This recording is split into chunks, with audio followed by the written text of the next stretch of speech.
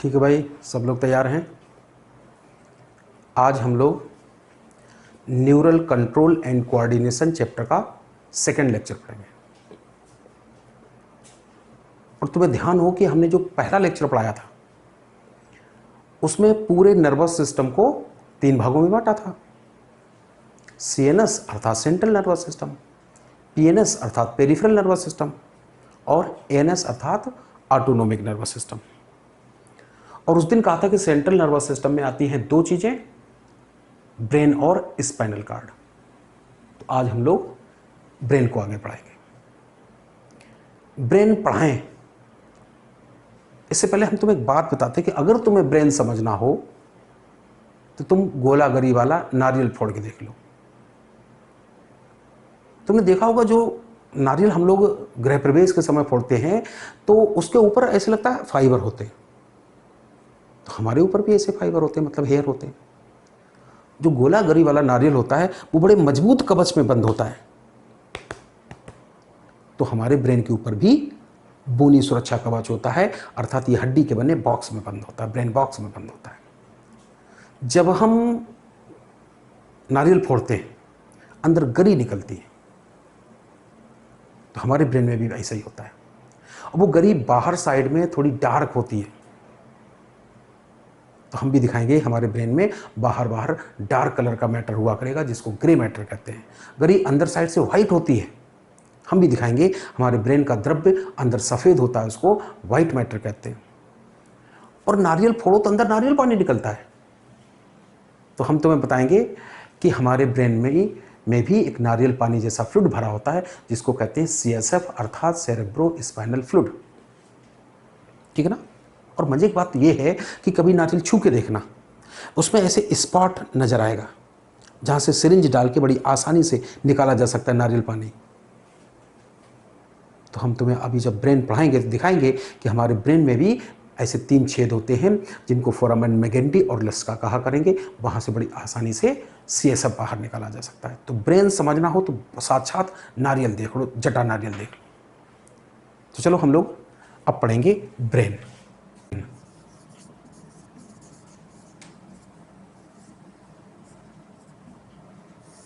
थोड़ा सा इसका दूसरा नाम जान लेते। ब्रेन को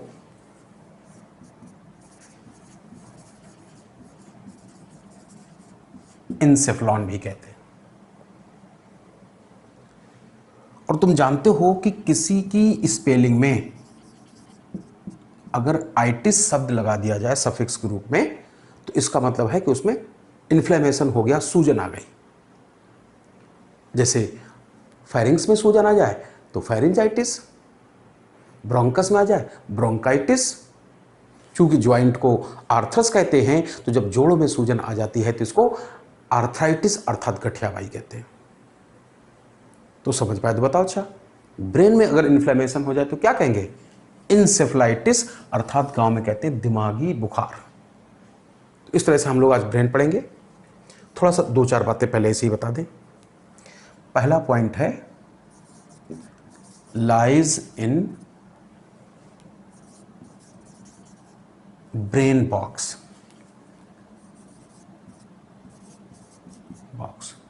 चाहे ब्रेन बॉक्स कह दें और चाहे तो क्रेनियम कह दें। कोई बताएगा उसका वॉल्यूम कितना होता है ब्रेन बॉक्स का?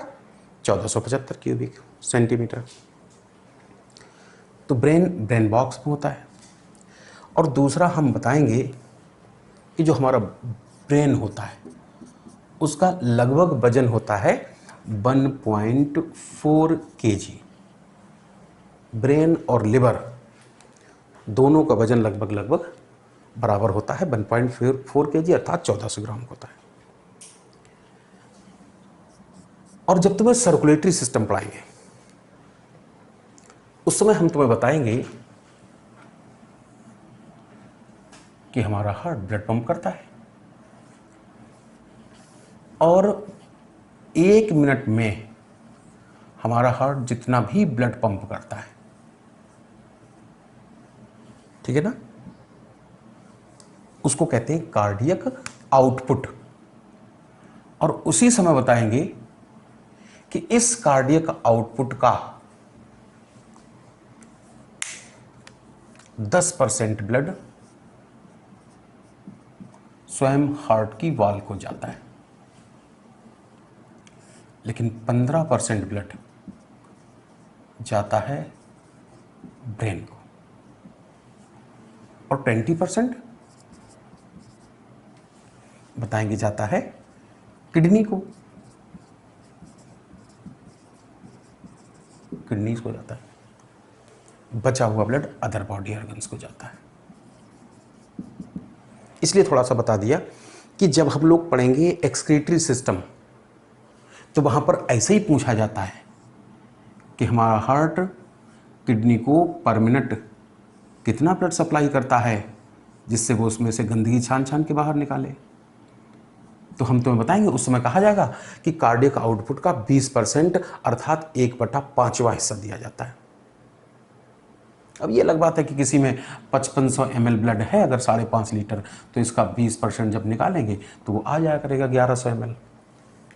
तो इस तरह से ब्रेन में भी पूछ सकते हैं कि हमारा हार्ट पर मिनट ब्रेन को कितना ब्लड देता है, 15%। बात समझते ना। साथ ही साथ हम तुम्हें बताएंगे ये जो ब्रेन होता है कंपोज्ड ऑफ, देखो ऐसे तो पूरे बॉडी में कितनी सेल्स हैं जान पाना मुश्किल है, फिर भी अप्रॉक्स मान लिया जाता है कि हमारे ब्रेन के बनने में तो composed of approx 100 billion neurons, लगभग 100 बिलियन नर्व सेल का बना होता है। वैल्यू बहुत इंपॉर्टेंट नहीं है, लेकिन इसलिए बता दी कि कभी कभी ये पूछा जाता है पूरे शरीर में सबसे ज़्यादा नर्व सेल कहाँ पाई जाती हैं, तो ब्रेन में ही पाई जाती है। बात समझते ना। और हम तो बताएंगे अभी हमने लिखा था जो कार्डियक आउटपुट कि कितना ब्लड दिया जाता है, receives about 15% of cardiac output, इतना ब्लड रिसीव करता था। अब हम तुम्हें बताएंगे कि ब्रेन करता क्या है। तो तुम ये जानो कि लगभग शरीर की सारी एक्टिविटी को ब्रेन ही कंट्रोल करता है। वो पूरे शरीर का मालिक है, पूरे शरीर का गवर्नर है। अब सारे डिटेल में तो हम बाद में ही बताएंगे कि कौन कौन से फंक्शन कंट्रोल करता है। सारे फंक्शन कंट्रोल करता है। इसलिए हम कह सकते हैं ब्रेन के लिए कि it is the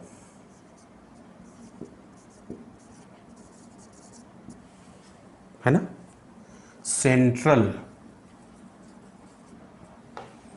information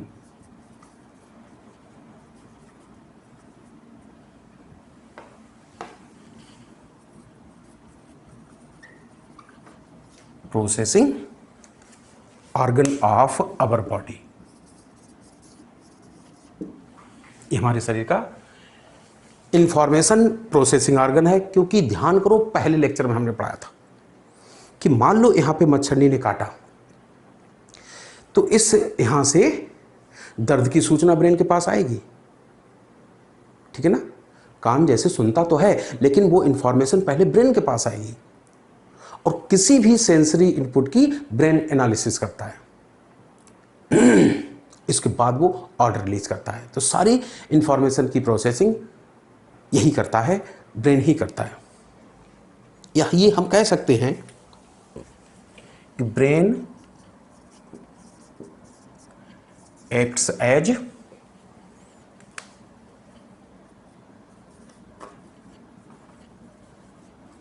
command and control system of body. सारी कमांड करता है, सारी कंट्रोलिंग का काम करता है। बात समझना। तो थोड़ी सी जनरल पॉइंट बताए पढ़ाने की सुविधा के लिए। हम अभी तुम्हें दिखाएंगे कि ब्रेन को 3 भागों में बांटा जाता है। कौन कौन से? हाँ, नंबर 1 फोर ब्रेन, 3 भागों में बांटा गया। नंबर 1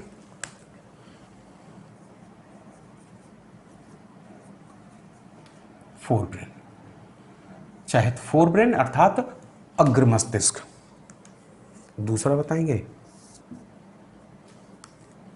मिड ब्रेन,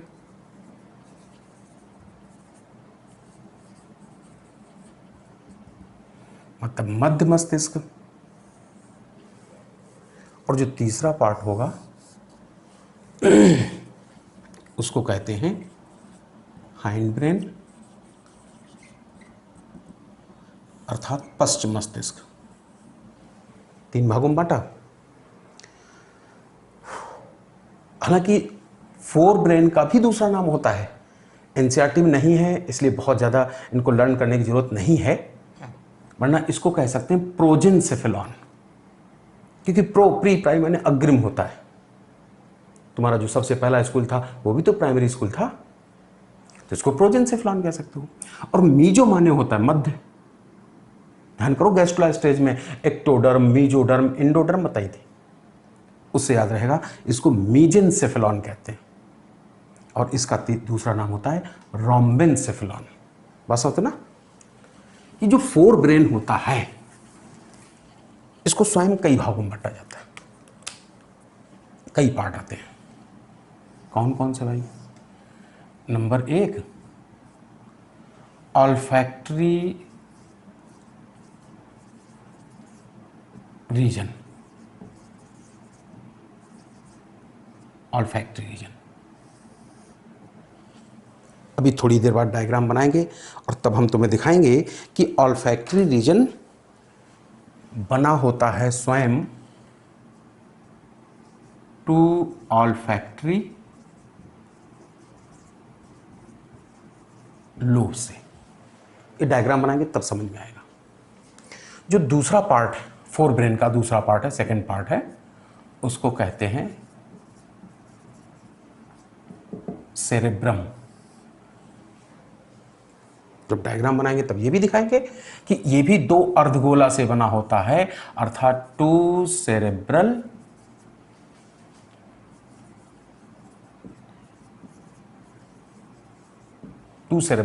हेमिस्फीयर से बना होता है। भाई सेरेब्रल शब्द तो सेरेब्रम से ड्राइव किया गया, और हेमी माने आधा, स्फीयर माने गोला, 2 अर्धगोला से बना होता है। तीसरा जो फोर ब्रेन का पार्ट बताएंगे उसका नाम होता है डायन। और डायन ऐसा लगता है गांव में कहते हैं चुड़ैल, जिसको देख लो तो बुखार आ जाए।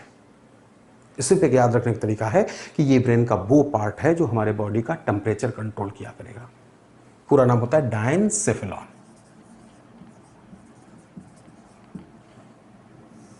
ठीक, जब डायग्राम बनाएंगे तब दिखाएंगे कि इसके स्वयं 3 पार्ट होते हैं। जो मध्य में पार्ट होता है उसको कहते हैं थैलेमस,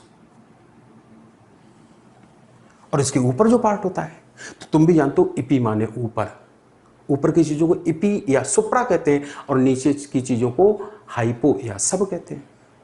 तो जो पार्ट इससे ऊपर हुआ करेगा डायग्राम में उसको कहा करेंगे इपी थैलेमस, और जो नीचे साइड में हुआ करेगा उसको कहेंगे हाइपोथैलेमस। बात समझते ना? ये है फोर ब्रेन के 3 पार्ट। ऐसा नहीं, इनके भी दूसरे नाम होते हैं, फिर हम कह रहे हैं जरूरी नहीं याद करना है। लेकिन जैसे ऑल्फैक्टरी रीजन है, ऑल्फैक्शन माने होता है सूंघना, और सूंघते हम लोग नाक से, और गैंडा के नाक पे सींग होता है, जरा क्या कहते हैं अंग्रेजी में? राइनोसिरोस। तो राइनन शब्द नाक से है, इससे याद रहेगा कि ऑल्फैक्टरी रीजन का दूसरा नाम है राइनेन्सेफेलॉन, सेरेब्रम। तो ये ब्रेन का सबसे मेजर पार्ट होता है, साइज में भी बड़ा होता है और फंक्शंस को भी बहुत कंट्रोल करता है। और तुमने देखा हो कहीं मीटिंग चल रही हो, कहीं प्रोग्राम हो तो जो मेन आदमी होता है, मुख्य आदमी होता है, उसको थोड़ा ऊपर बैठा ला जाता है, ऐसा लगता है स्टेज पे या टीले पे बैठा ला जाता है। सिर्फ याद रखने का गलत तरीका है, तो इससे याद रहेगा, इसको कहते हैं टीलेनसेफेलॉन। और जो डायनसेफेलॉन है, इसके प्रत्येक पार्ट के नाम में थैलेमस शब्द आता है, इससे याद रहता है इसका दूसरा नाम होता है थैलेमेनसेफेलॉन। ठीक है, अभी हम तुम्हें डायग्राम बना के जब दिखाएंगे तब बताएंगे कि जो मिड ब्रेन होता है, इसमें इस तरह की हम दो कॉर्ड लाइक स्ट्रक्चर बनाएंगे। जैसे ये हमारी दो उंगलियां हैं और इन्हीं के ऊपर एक आगे की तरफ कांच का कंचा चिपका देंगे, एक इस पे भी चिपका देंगे, एक पीछे की तरफ कांच का कंचा चिपकाएंगे, एक इस पे भी चिपका देंगे। ये जो कॉर्ड लाइक स्ट्रक्चर होती है, थ्रेड लाइक स्ट्रक्चर होती हैं, इनको तो कहते हैं, चाहो तो सेरेब्रल पेडंकल कह दो। पेडंकल माने किसी चीज का डंठल, बॉटनी में जैसे इन्फ्लोरेसेंस एक्सिस का नाम सुना, तो चाहे तो सेरेब्रल पेडंकल कह दो और चाहे कहते क्रस सेरेब्रम। क्रस सेरेब्रम एक वचन है, लेकिन चूंकि यहां दो है, बहुवचन बोलना पड़ेगा, तो यहां पर बोलेंगे क्रूरा सेरेब्राई, ऐसे। इन्हीं सेरेब्रल पेडंकल्स के ऊपर चार कांच के कंचा चिपके हैं। ऐसा लगता है एक ये आगे की तरफ चिपकाया, एक दूसरे वाले पे भी, ऐसे पीछे की तरफ, ये ऐसे। जो आगे वाले होते हैं इनको कहते हैं एंटीरियर ऑप्टिक लोब्स, और पीछे वाले होते हैं इनको कहते हैं पोस्टीरियर ऑप्टिक लोब्स। कितने हैं ऑप्टिक लोब्स? टोटल 4। तो हम कह सकते हैं कि मिड ब्रेन बना होता है 4 ऑप्टिक लोब्स से, 4 ऑप्टिक लोब से बना होता है। चूंकि ये 4 हैं, इसलिए इन चारों को मिला के कभी कभी ये भी कह दिया जाता है कार्पोरा क्वाड्रिजेमाइना। कार्पोरा क्वाड्रिजेमाइना कहते हैं। तो इस तरह से मिड ब्रेन हो गया। अब बात आई हाइंड ब्रेन की। इसमें हम तुम्हें दिखाएंगे 3 चीजें आती हैं। एक तो आता है सेरेबेलम और उसका साथी पोन्स बैरोलाई, चाहे पूरा नाम लिखो चाहे केवल पोन्स लिख दो। और एक और पार्ट भी पढ़ाएंगे जिसको कहते हैं मेड्यूला, पूरा नाम होता है मेड्यूला ऑब्लोंगेटा। इस तरह से अभी हमने ब्रेन को 3 भागों में बांटा। और परेशान मत होना, ये सारे शब्द सारे नाम एक चुटकी में याद हो जाएंगे जैसे ही अभी हम डायग्राम बनाएंगे। चलो समझाने के लिए हम क्या करेंगे, अभी एक पहले नकली डायग्राम बनाने जा रहे हैं, ठीक है ना? बाद में असली भी बनाएंगे, लेकिन थोड़ा सा असली से कठिन लगेगा। पहले एक नकली डायग्राम बनाते हैं। ये है हमारा ब्रेन।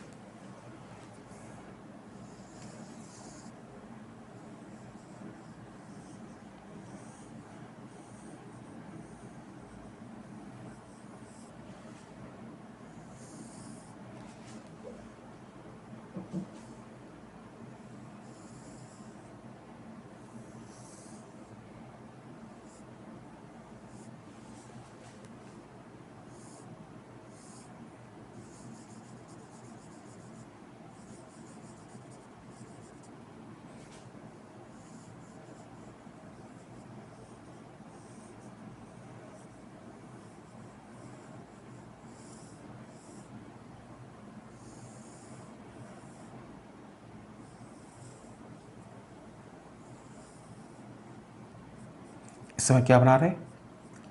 इस समय बना रहे हैं मेड्यूला। ये जो ऊपर की तरफ बनाया है पूरा डार्क कलर का होता है, ग्रे मैटर से बना होता है, और इसी में एक वाइट मैटर का बना ऐसे पेड़ जैसा दिखाई पड़ता है। इस वाइट मैटर के ट्री लाइक स्ट्रक्चर को आर्बोरबिटी कहते हैं। और जो कुछ पूरा बनाया है इसका नाम है सेरेबेलम। सेरेबेलम ऊपर की तरफ डॉर्सल की तरफ होता है, नीचे की तरफ एक्सॉन से बना हुआ ऐसा कुछ होता है जिसको कहते हैं पोन्स या पोन्स वेरोलाई। मेडुला हो गया, पोन्स, सेरेबेलम। और ये दोनों बनाए क्या, optic lobes.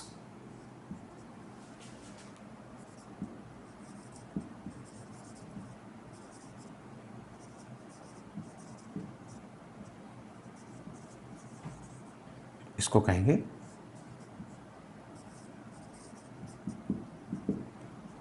Posterior optic lobes. आगे का जो है ये है quadrangular mass of nervous tissue, इसको कहा करेंगे डायनसेफ्लॉन। और इसके बीचों बीच में अभी हम तुम्हें दिखाएंगे एक गांठ सी होती है, इसी गांठ को कहते हैं थैलेमस। तो इससे ऊपर की जो ये छत टाइप की बनाई है, रूफ बनाई है, चूंकि उस ऊपर है इसलिए इसको कहा करेंगे इपीथैलेमस। नीचे साइड में ये फ्लोर होती है, चाहे तो वेंट्रल वॉल कह दो चाहे फ्लोर कह दो, और इस फ्लोर को कहा करेंगे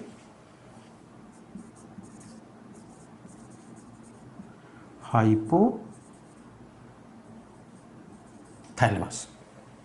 हाइपोथैलेमस सबसे मेजर पार्ट है, कहते हैं सेरेब्रम।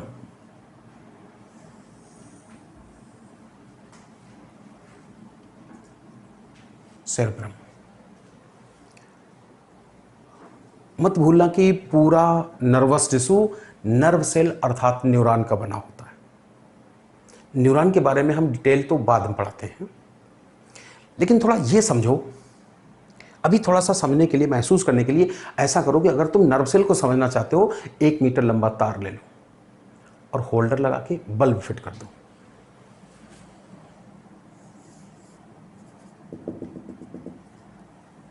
ऐसा लगता है ये तो बल्ब हो गया, और ये उसका 1 मीटर लंबा तार हो गया।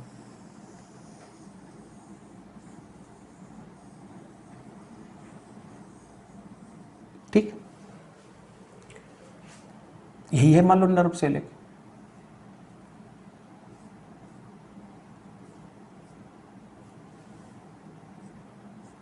तो ये जो बल्ब लाइक पार्ट होता है ये नर्व सेल का मेन पार्ट होता है, इसी को कहते हैं सेल बॉडी, चाहे सेल बॉडी या कभी बताएंगे इसी को साइटॉन या सोमा कहते हैं। और जो ये बिजली का तार है इसको कहते हैं नर्व फाइबर अर्थात एक्सॉन। तो इस तरह की नर्व सेल से पूरा ब्रेन बना होता है।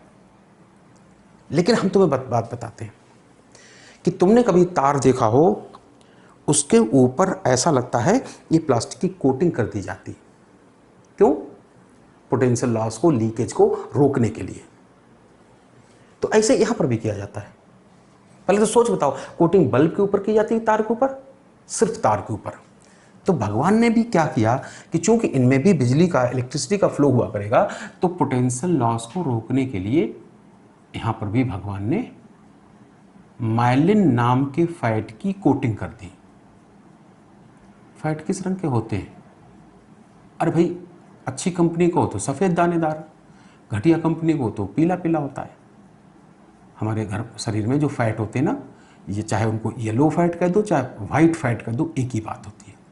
तो इस तरह से पूरे नर्व फाइबर के चारों तरफ भगवान ने चूंकि माइलिन नाम के फैट की लेयर बनाई, फैट सफ़ेद दिखते हैं, इसलिए हम तुम्हें बताएंगे कि पूरे ब्रेन में जहाँ पर एक्सॉन होते हैं वो वाला द्रव्य सफ़ेद रंग का दिखाई देता है, उसको वाइट मैटर कहते हैं। और चूंकि बल्ब के ऊपर कोटिंग नहीं होती है तो ये वाइट नहीं दिखता है। तो ये ब्रेन में जहाँ पर ये सेल बॉडीज होती हैं वो पार्ट हमेशा ग्रे कलर का दिखता है, उसको ग्रे मैटर कहते हैं। जैसे नहीं, ये हाथ है, इधर थोड़ा डार्क लग रहा है, इधर थोड़ा वाइट लग रहा है। अच्छा, एक और बात बताना कि फंक्शन को कौन कंट्रोल करता है, प्रकाश या अंधकार को कौन कंट्रोल करता है? तो रोशनी तो बल्ब से निकलती है। हम तुम्हें बताएंगे कि पूरे ब्रेन में जहां पर ग्रे मैटर हुआ करेगा वही किसी फंक्शन को कंट्रोल किया करेगा। ये तार क्या करता है? इसका तो काम होता है बिजली को एक तरफ से दूसरी तरफ ले जाना, मतलब इंपल्स ट्रांसमिशन करना। तो इसी तरह का चलो बनाते हैं हम। ऐसा लगता है ये कोई नर्व सेल की सेल बॉडी बनाई और ये उसका एक्सॉन, नर्व सेल की सेल बॉडी बनाई, उसका axon cell body, axon cell body, axon. कब तक बनाएंगे ऐसे? तो हम लोग सिंपल सा बना ले रहे, ये ऐसे इस तरह से बना होता ब्रेन।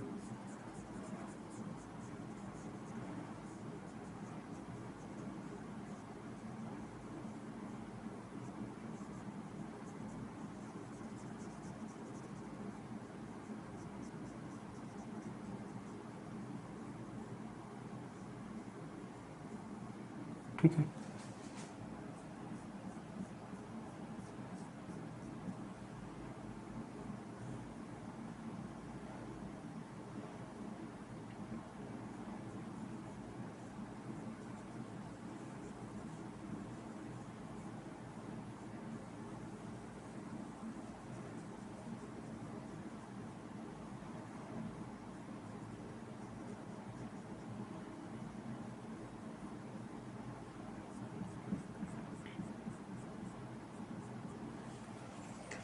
ऐसे होता है।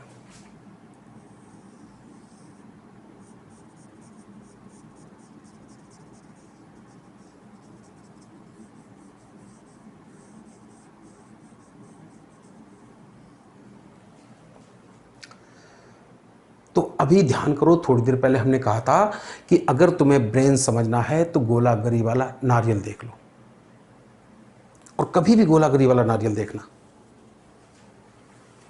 जो गरी का बाहरी छिलका होता है ये डार्क कलर का होता है, ये कहलाएगा ग्रे मैटर, और अंदर साइड में गरी सफेद होती है, अर्थात ये वाला पोर्शन कहलाएगा व्हाइट मैटर। इस तरह से हमारा पूरा सेरेब्रम होता है।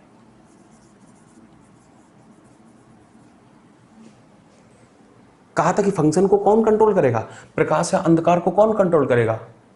ग्रे मैटर, सेल बॉडी से बना मैटर। तो इसलिए यह कहा जाता है कि जिस एनिमल के अंदर जितना ज्यादा ग्रे मैटर होता होगा वो एनिमल उतना ही ज्यादा इंटेलिजेंट होता होगा। हमने एनिमल कहा, इंसान नहीं कहा, क्योंकि यह माना जाता है कि जो ग्रे मैटर होता है ये स्पीसीज टू स्पीसीज तो वेरी करता है, मगर एक स्पीसीज के जितने भी एनिमल होते हैं उनमें लगभग बराबर होता है। जैसे हम सब एक ही जात के हैं और हमारी जात है होमो सैपियंस, तो हम सब में बराबर होती है। ये अलग बात है कि ये ग्रे मैटर जो ये सेरेब्रम होता है इसमें ये कंटिन्यूअस लेयर के रूप में पाया जाता है, और इसी continuous layer of grey matter को कभी कभी नियोपैलियम कहते हैं। क्या कहते हैं? नियोपैलियम। बताते हैं नियोपैलियम सबसे पहले किसमें बना था? एम्फीबियंस में, मेंढक में नहीं बना था, छिपकली के नाना में बना था, अर्थात डायनासोर में बना था। चाहे तुम खुद देखना, किसी पानी में मेंढक हो और उसके अंडे हो, उसके सामने तुम उसके अंडे लेके चले आना, उसको कोई फर्क नहीं पड़ता है। लेकिन हमने पिक्चर देखी थी जुरासिक पार्क, उसमें एक इंसान डायनासोर के अंडे चुरा के भागने की कोशिश कर रहा था और उसने दौड़ा लिया। इसका मतलब उसमें बुद्धि थी, वो समझता था कि इन अंडों में हमारा भविष्य है, हमारे बच्चे निकलेंगे। तो सबसे पहले रेप्टाइल्स में बना था नियोपैलियम, और ये अलग बात है कि तब से लेकर एम्फीबियंस, रेप्टाइल्स के बाद बर्ड्स, बर्ड्स के बाद मैमल्स में इसकी मात्रा बढ़ती चली गई।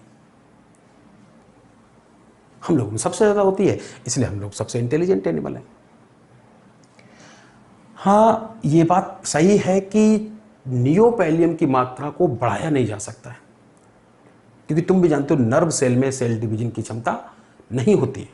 चाहे कोई टॉनिक पियो ना पियो, बुद्धि नहीं बढ़ाई जा सकती, पैसा बर्बाद कर सकते हो।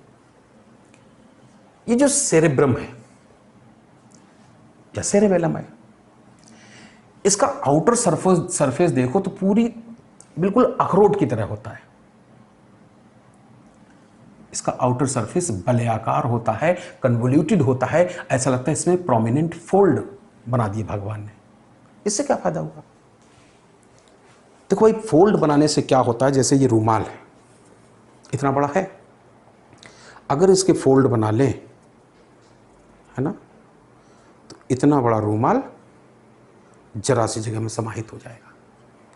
ये फोल्ड बना दिए, तो बताते हैं फोल्ड बनाने से सरफेस एरिया बढ़ जाता है। फोल्ड बनने की वजह से हुआ क्या कि जो आउटर सरफेस है सेरेब्रम या सेरेबेलम का, यहां कहीं कहीं अंदर खांचे से बन गई, ये खांच बन गई, छोटी खांच होती है, तो इसको कहते हैं सल्कस। जिसकी स्पेलिंग में यूएस या यूएम आता है वो हमेशा एक वचन होता है। चूंकि यहां तो तमाम सारी है, ये इधर भी है, तो यहां बहुवचन बोलेंगे, तो इसको सल्कस की बजाय हम लिख देंगे सल्काई। सल्कस की बजाय क्या लिखेंगे? यूएस हटा के आई बना देंगे उसकी जगह पे, तो कह देंगे सल्काई कह देंगे। और जो ये उभरी हुए पोर्शन है, ये इन उभारों को कहते हैं गायरस। बात वही है, गायरस एक वचन होता है, चूंकि यहां तो बहुत सारे ऐसे उभार होंगे तो इनको हम कह देंगे गहराई। तो सवाल भी पूछा जाता है कि ब्रेन में सल्काई और गहराई, लंग्स में एल्विलाई, इंटेस्टाइन में बिलाई, इन तीनों में क्या सिमिलरिटी है? तो तीनों का उद्देश्य होता है सरफेस एरिया को बढ़ाना, इनलार्जमेंट ऑफ सरफेस एरिया। कभी कभी हम तुम्हें जब हिस्टोलॉजी के आधार पर बात करेंगे तो एक बात यह भी कहेंगे कि किसी भी आर्गन को काट के देखो, चाहे तुम तरबूज ही क्यों ना काटो,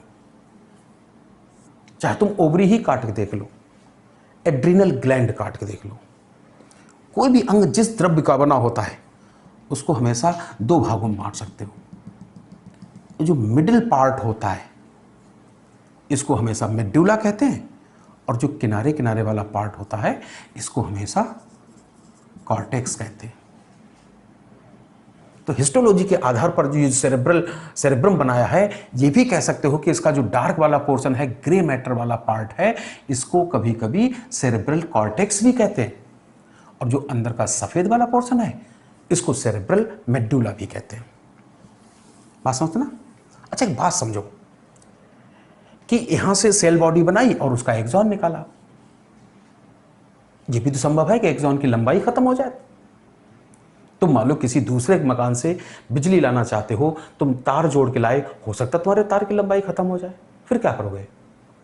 कुछ नहीं, दूसरे तार के साथ ज्वाइंट बना देंगे।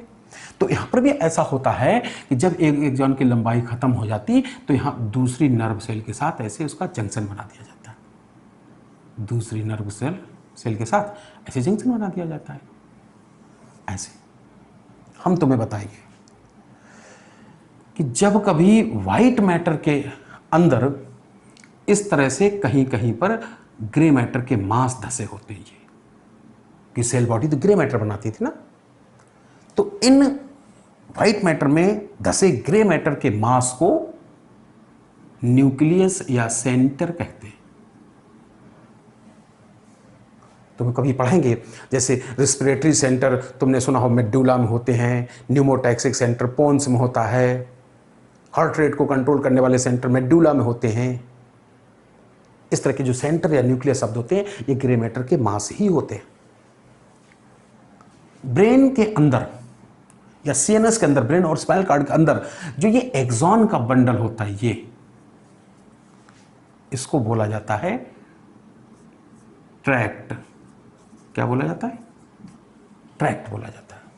अच्छा, ये भी संभावना है कि ये दूसरी वाली नर्व सेल का एक्सॉन निकल के आया, मान लो उसकी लंबाई खत्म हो गई, टारगेट ऑर्गन तक सूचना ले जाने से पहले लंबाई खत्म हो गई, तो कोई बात नहीं, फिर हम किसी और न्यूरॉन से ऐसे जंक्शन बना देंगे ऐसे।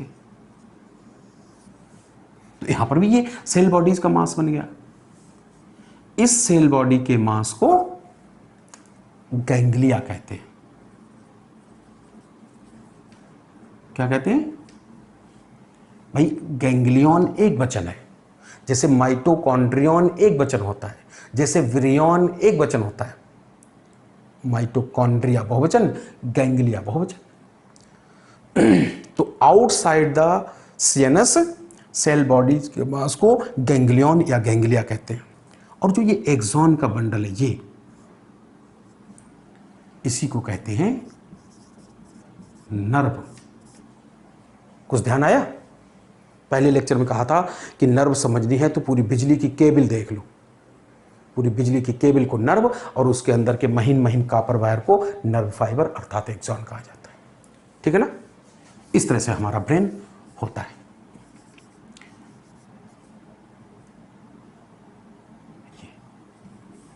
अभी हम तुम्हें ब्रेन का एक और आलू से बना के दिखाएंगे और उस समय दिखाएंगे कि सेरेब्रम जो होता है, इसकी फ्लोर में ऐसे कुछ गांठें से होती हैं। अब इनका नाम थोड़ी देर बाद बताएंगे। ये जो ब्रेन का आगे फूला फूला पार्ट बनाया, ये कहलाते हैं ऑल्फैक्टरी लोब। और ये छोटा सा गर्दन जैसा है, यहां से लेकर यहां तक, इसको कह सकते हो ऑल्फैक्टरी ट्रैक्ट। इस तरह का हमारा ब्रेन है। नकली डायग्राम है, परेशान मत होना, अभी हम असली भी बना के दिखाएंगे। ठीक है ना? थोड़ा समझाने के लिए हमने क्या किया, यहां पे ऐसे लाइन खींच ली,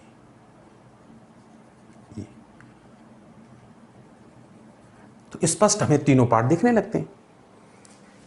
यहां से लेकर ये जो कुछ बनाया है, यही है अग्र मस्तिष्क, फोर ब्रेन। दोनों लाइनों के बीच में जो बनाया है, ये मध्य मस्तिष्क हो गया। और लास्ट में जो बनाया है, ये कहलाएगा हाइंड ब्रेन।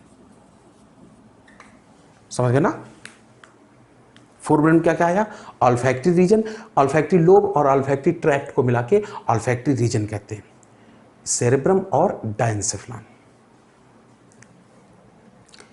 ये अलग बात है कि हम तुम्हें बताएंगे कि सूंघने की शक्ति हम लोगों में ज्यादा होती कि कुत्ते में? भाई कुत्ते में ज्यादा होती। कुत्ता बड़ी दूर से सूंघ लेता है, और सूंघ तो लेता ही है दूर से, दो खुशबुओं को बड़ी आसानी से डिस्क्रिमिनेट भी कर लेता है। अजमाना हो तो कभी काम करके देखना, अपने पीछे पीछे अपने घर के कुत्ते को आने देना, और जब वो यहां तक आ जाए, कोचिंग तक आ जाए, फिर उसको भगा देना, तुम देखोगे शाम को तुम्हें घर पे ही मिलेगा।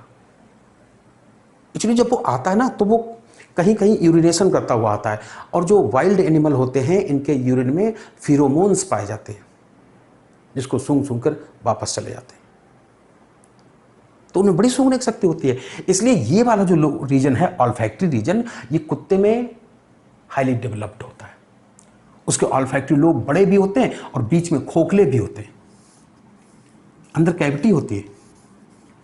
अलग बात है, अभी बताएंगे कि इस कैविटी को तब राइनोसील कहते हैं। लेकिन जैसे जैसे एवोल्यूशन हुआ, जैव विकास हुआ, तो हमारे शरीर में कुछ चीज़ों की क्षमता बढ़ी है तो कुछ चीज़ों की क्षमता घटी भी है। जैसे रिप्रोडक्शन की क्षमता घट गई, जैसे सूंघने की शक्ति घट गई।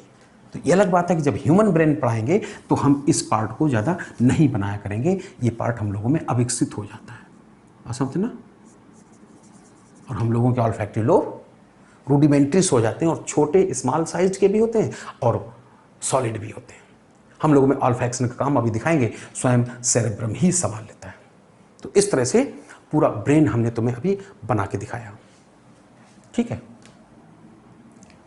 चलो एक बार हमने आलू से बनाया है, उससे और कंपेयर करके दिखाते। थोड़ी देर के लिए समझो, ये है हमारा सेरेब्रम। चूंकि ये पूरा डायग्राम ऐसा लगता है 20 से काट के दिखा रहे हैं। ये है मान लो सेरेब्रम, और ये सेरेब्रम दो अर्धगोला से मिलकर बना है। ये हमें कैसे पता चल गया? जैसे तुमने देखा होगा, जो लेडीज होती हैं बीचों बीच से मांग निकालती हैं, इससे पता चलता है उनके सिर के दो हाफ पार्ट। तो इस सेरेब्रम में यहां बीचों बीच में एक लंबी लंबी खांच होती है, दरार होती है। बीचों बीच में है मतलब मिड में है, लंबी लंबी मतलब लॉन्गिट्यूडनल, और ऊपर साइड से ना कि नीचे साइड से, इसलिए इस दरार का नाम होता है डार्सो मीडियन लॉन्गिट्यूडनल फिशर। इससे पता चलता है कि हमारा सेरेब्रम दो अर्धभाग से मिलकर बना है, दो हेमिस्फीयर से मिलकर बना। और जो दो हेमिस्फीयर होते हैं, पूरा ब्रेन खोखला होता है अंदर, तो ये काट के दिखाए तो पता चला कि प्रत्येक हेमिस्फीयर के अंदर एक कैविटी होती है। ये इससे कंपेयर करो, इस वाले में भी है, इस वाले में भी अंदर कैविटी है, ठीक है ना। चूंकि एक कैविटी इस तरफ वाले लोब में है, एक कैविटी इस तरफ वाले लोब में है। एक मिनट, इससे भी बेहतर समझ में आएगा अगर ये हम गरी की गोला देख लें। यही है, दो सेरेब्रल हेमिस्फीयर, दो अर्धगोला, और जब बीच से काटेंगे तो अंदर कैविटी दिखाई देगी, ये है ना। इसमें भी अंदर कैविटी है। तो ये जो कैविटी होती है, एक इस तरफ है, एक इस तरफ है, अंदर अंदर दोनों एक दूसरे के पैरेलल भी हैं, इसलिए इन कैविटीज का नाम अभी लिखेंगे। इनको तो कहते हैं पैरासील, या ऐसे कह दो एक दाईं तरफ है, एक बाईं तरफ है। दाएं और बाएं को लेटरल कहते हैं, इसलिए इनको आपस में लेटरल वेंट्रिकल्स भी कहते हैं, चाहे तो पैरासील चाहे लेटरल वेंट्रिकल। हाँ, उसमें भी गिनती दें, क्योंकि हम लोगों में राइनोसील है नहीं, तो अगर नंबरिंग करें तो ऐसा लगता है राइट वेंट्रिकल को फर्स्ट वेंट्रिकल माना जाता है और लेफ्ट पैरासील को सेकंड वेंट्रिकल कहा जाता है। तो इस तरह से दो हेमिस्फीयर से मिलकर बना होता है। इसके बाद, इन हेमिस्फीयर के बाद हम लोग के ब्रेन में ऐसा लगता है ये क्वाड्रेंगुलर मास होता है। तो लो भाई, हमने ये क्वाड्रेंगुलर मास बना दिया इसके पीछे आलू से, चूंकि कल का बना रखा है तो काला पड़ गया थोड़ा। ये क्वाड्रेंगुलर मास है। जैसे सेरेब्रम को काटा था, ऐसे ही हम डायनसेफ्लान को भी बीच से काट दे रहे हैं। तो जब बीच से काटेंगे तो ऐसा लगता है ये भी डायनसेफ्लान भी खोखला है, अंदर कैविटी है, और बीचों बीच एक गांठ दिख रही, ये इसको कहते हैं थैलेमस। एक गांठ इधर भी है और एक गांठ इसका जो सेकंड पार्ट था, सेकंड हाफ पार्ट था, इसमें भी है। प्रत्येक को कहते हैं ऑप्टिक थैलेमस। दो है तो ऑप्टिक थैलेमाई, लेकिन जब सोचो ये काटा नहीं होगा तो दोनों बीच की स्ट्रक्चर आपस में जुड़ी होंगी, तब हमें एक शब्द वचन बोलना पड़ेगा, थैलेमस बोलना पड़ेगा। और ये जो कैविटी है, चूंकि पहली और दूसरी कैविटी तो सेरेब्रम में बता चुके, तो गिनती दे तो इसको थर्ड वेंट्रिकल कहेंगे, और मेड्यूला के अंदर की कैविटी को फोर्थ वेंट्रिकल। थर्ड वेंट्रिकल, या इसी को कहते हैं डायोसील। क्या कहते हैं इसको? डायोसील। जो ये इसी कहते हैं डायोसील।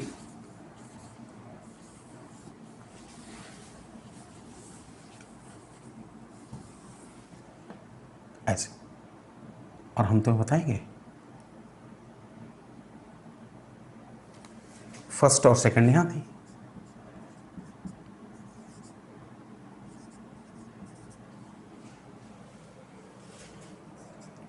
First and second ventricles.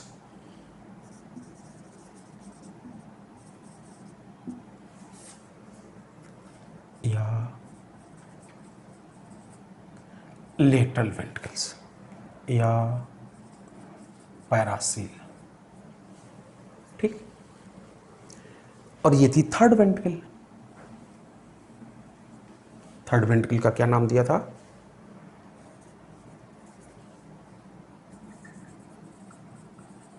डायोसील। Medulla अभी दिखाएंगे, ये भी खोखला होता है, और इसके अंदर जो कैविटी होती है मेड्यूला के अंदर, उसको कहते हैं मेटासील। इस थर्ड वेंट्रिकल और फोर्थ वेंट्रिकल को जोड़ने के लिए बीच में एक ये कैनाल टाइप की होती है, ये, और इसी कैनाल को कहते हैं सेरेब्रल इक्वेडक्ट। इस पे भी गौर से देखो, सेकंड थर्ड, फर्स्ट सेकंड यहाँ होगी, थर्ड ये है। तो इन दोनों के बीच में भी एक ये छोटा सा पैसेज है, इस पैसेज को कहते हैं फोरामेन ऑफ मोनरो। आशा होता ना। तो इस तरह से हम तुम्हें दिखा रहे थे अभी थोड़ी देर के लिए। ये मान लो है मेरा मिड ब्रेन। अब जैसा आलू वैसे ही डायग्राम दिखेगा तो लगता है ये आगे वाले हो गए गोल गोल 2 ऑप्टिक लोब्स और ये पीछे वाले हो गए ये एंटीरियर ऑप्टिक लोब, पोस्टीरियर। जब 20 से चीरेंगे काटेंगे तो ऐसा लगता है कि ये 2 ही दिखाई दे रहे हैं। और रखें किसी कॉर्ड लाइक स्ट्रक्चर को पे, उसी कॉर्ड लाइक स्ट्रक्चर को कहेंगे क्रस सेरेब्रम या सेरेब्रल पेडंकल या क्रूरा सेरेब्राई। अब बचा हैंड ब्रेन। थोड़ा सा इसे देख लो नकली डायग्राम से। जैसे मान लो ये है पूरा हैंड ब्रेन, 20 से चीर दे इसको, काटेंगे तो ये तो दिख रही कैनाल और ये है मेडुला वाली 4th वेंट्रिकल। इस कैनाल से ऊपर के पोर्शन को तुम सेरेबेलम मान सकते हो और इस कैनाल के नीचे के पोर्शन को मान सकते हो पोन्स। इस तरह से हमने तुम्हें अभी पूरा ब्रेन दिखाया नकली डायग्राम से, ठीक है। यहीं पर हम तुम्हें एक छोटी सी बात और बता रहे हैं कि हमारा ब्रेन करता क्या है, फंक्शंस को कंट्रोल करता है। तो कौन सा पार्ट आखिरकार किस फंक्शन को कंट्रोल करता है, एक बार थोड़ा सा मोटा मोटा हम लोग यहीं पे देख लेते हैं। देखो देखो तो भाई,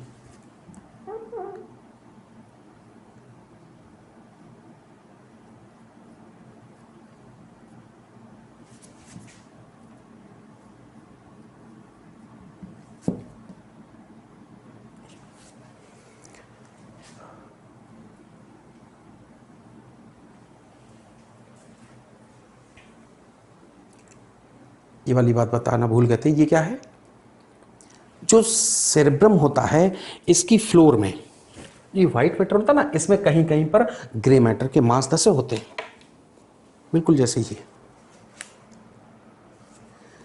जो आगे वाली ये ग्रे मैटर का मांस होता है। एक वचन होता है तो कॉर्पस स्ट्रिएटम कहते हैं, क्योंकि एक इस अर्धभाग में है तो दूसरे वाले में भी होगा। बहुवचन होता है कार्पोरा स्ट्रिएटा, कॉर्पस स्ट्रिएटम एक वचन, कार्पोरा स्ट्रिएटम। इस तरह पीछे की तरफ जो ग्रे मैटर का मांस है इसको कहा जाता है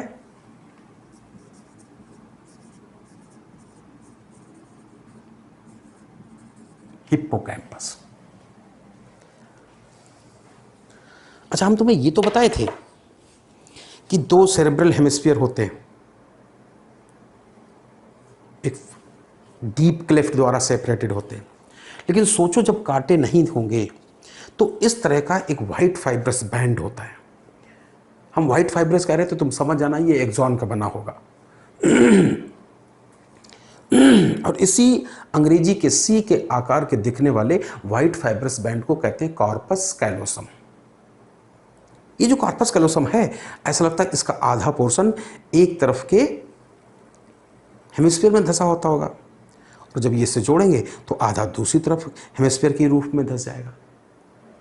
समझ गए हो कि कॉर्पस कैलोसम क्या करता है, 2 सेरेब्रल हेमिस्फीयर को कनेक्ट करने का काम करता है। और ये सिर्फ मैमेलियन ब्रेन में पाया जाता है। एक बार सवाल पूछा गया था कि एक ट्रे में फ्रॉग का ब्रेन रखा है, दूसरी ट्रे में रैबिट का ब्रेन रखा है, तुम कैसे पहचानोगे? तो अगर ब्रेन रखा हो उसको थोड़ा ऐसे करके देखो तो साफ अंदर नजर आता है कॉर्पस कैलोसम। क्योंकि कॉर्पस कैलोसम मैमेलियन ब्रेन में पाया जाता है, तो जिसमें तुम्हें कॉर्पस कैलोसम दिखाई दे वही समझ जाना किसी मैमल का अर्थात रैबिट का ब्रेन है। सिर्फ मैमेलियन ब्रेन पाया जाता है। इस तरह से हमने तुम्हें बताया कि ब्रेन के इतने पार्ट होते हैं। लेकिन एक थोड़ी सी बात और सोचो, हालांकि तुम्हारे सिलेबस में नहीं है, कि जब हमने ये ब्रेन ऐसे आपस में जोड़ा होगा तो इधर क्या होता है, आगे वाली जो गांठ होती है ग्रे मैटर का मास होता है जिसको हमने कॉर्पस स्ट्रेटम कहा था, इससे ये तो माचिस की तीली है, वरना ब्रेन में तो एक्सॉन का बना ऐसे एक थ्रेड लाइक स्ट्रक्चर होती है। और जो हिप्पोकैम्पस होती है इसमें भी एक थ्रेड लाइक स्ट्रक्चर होती है।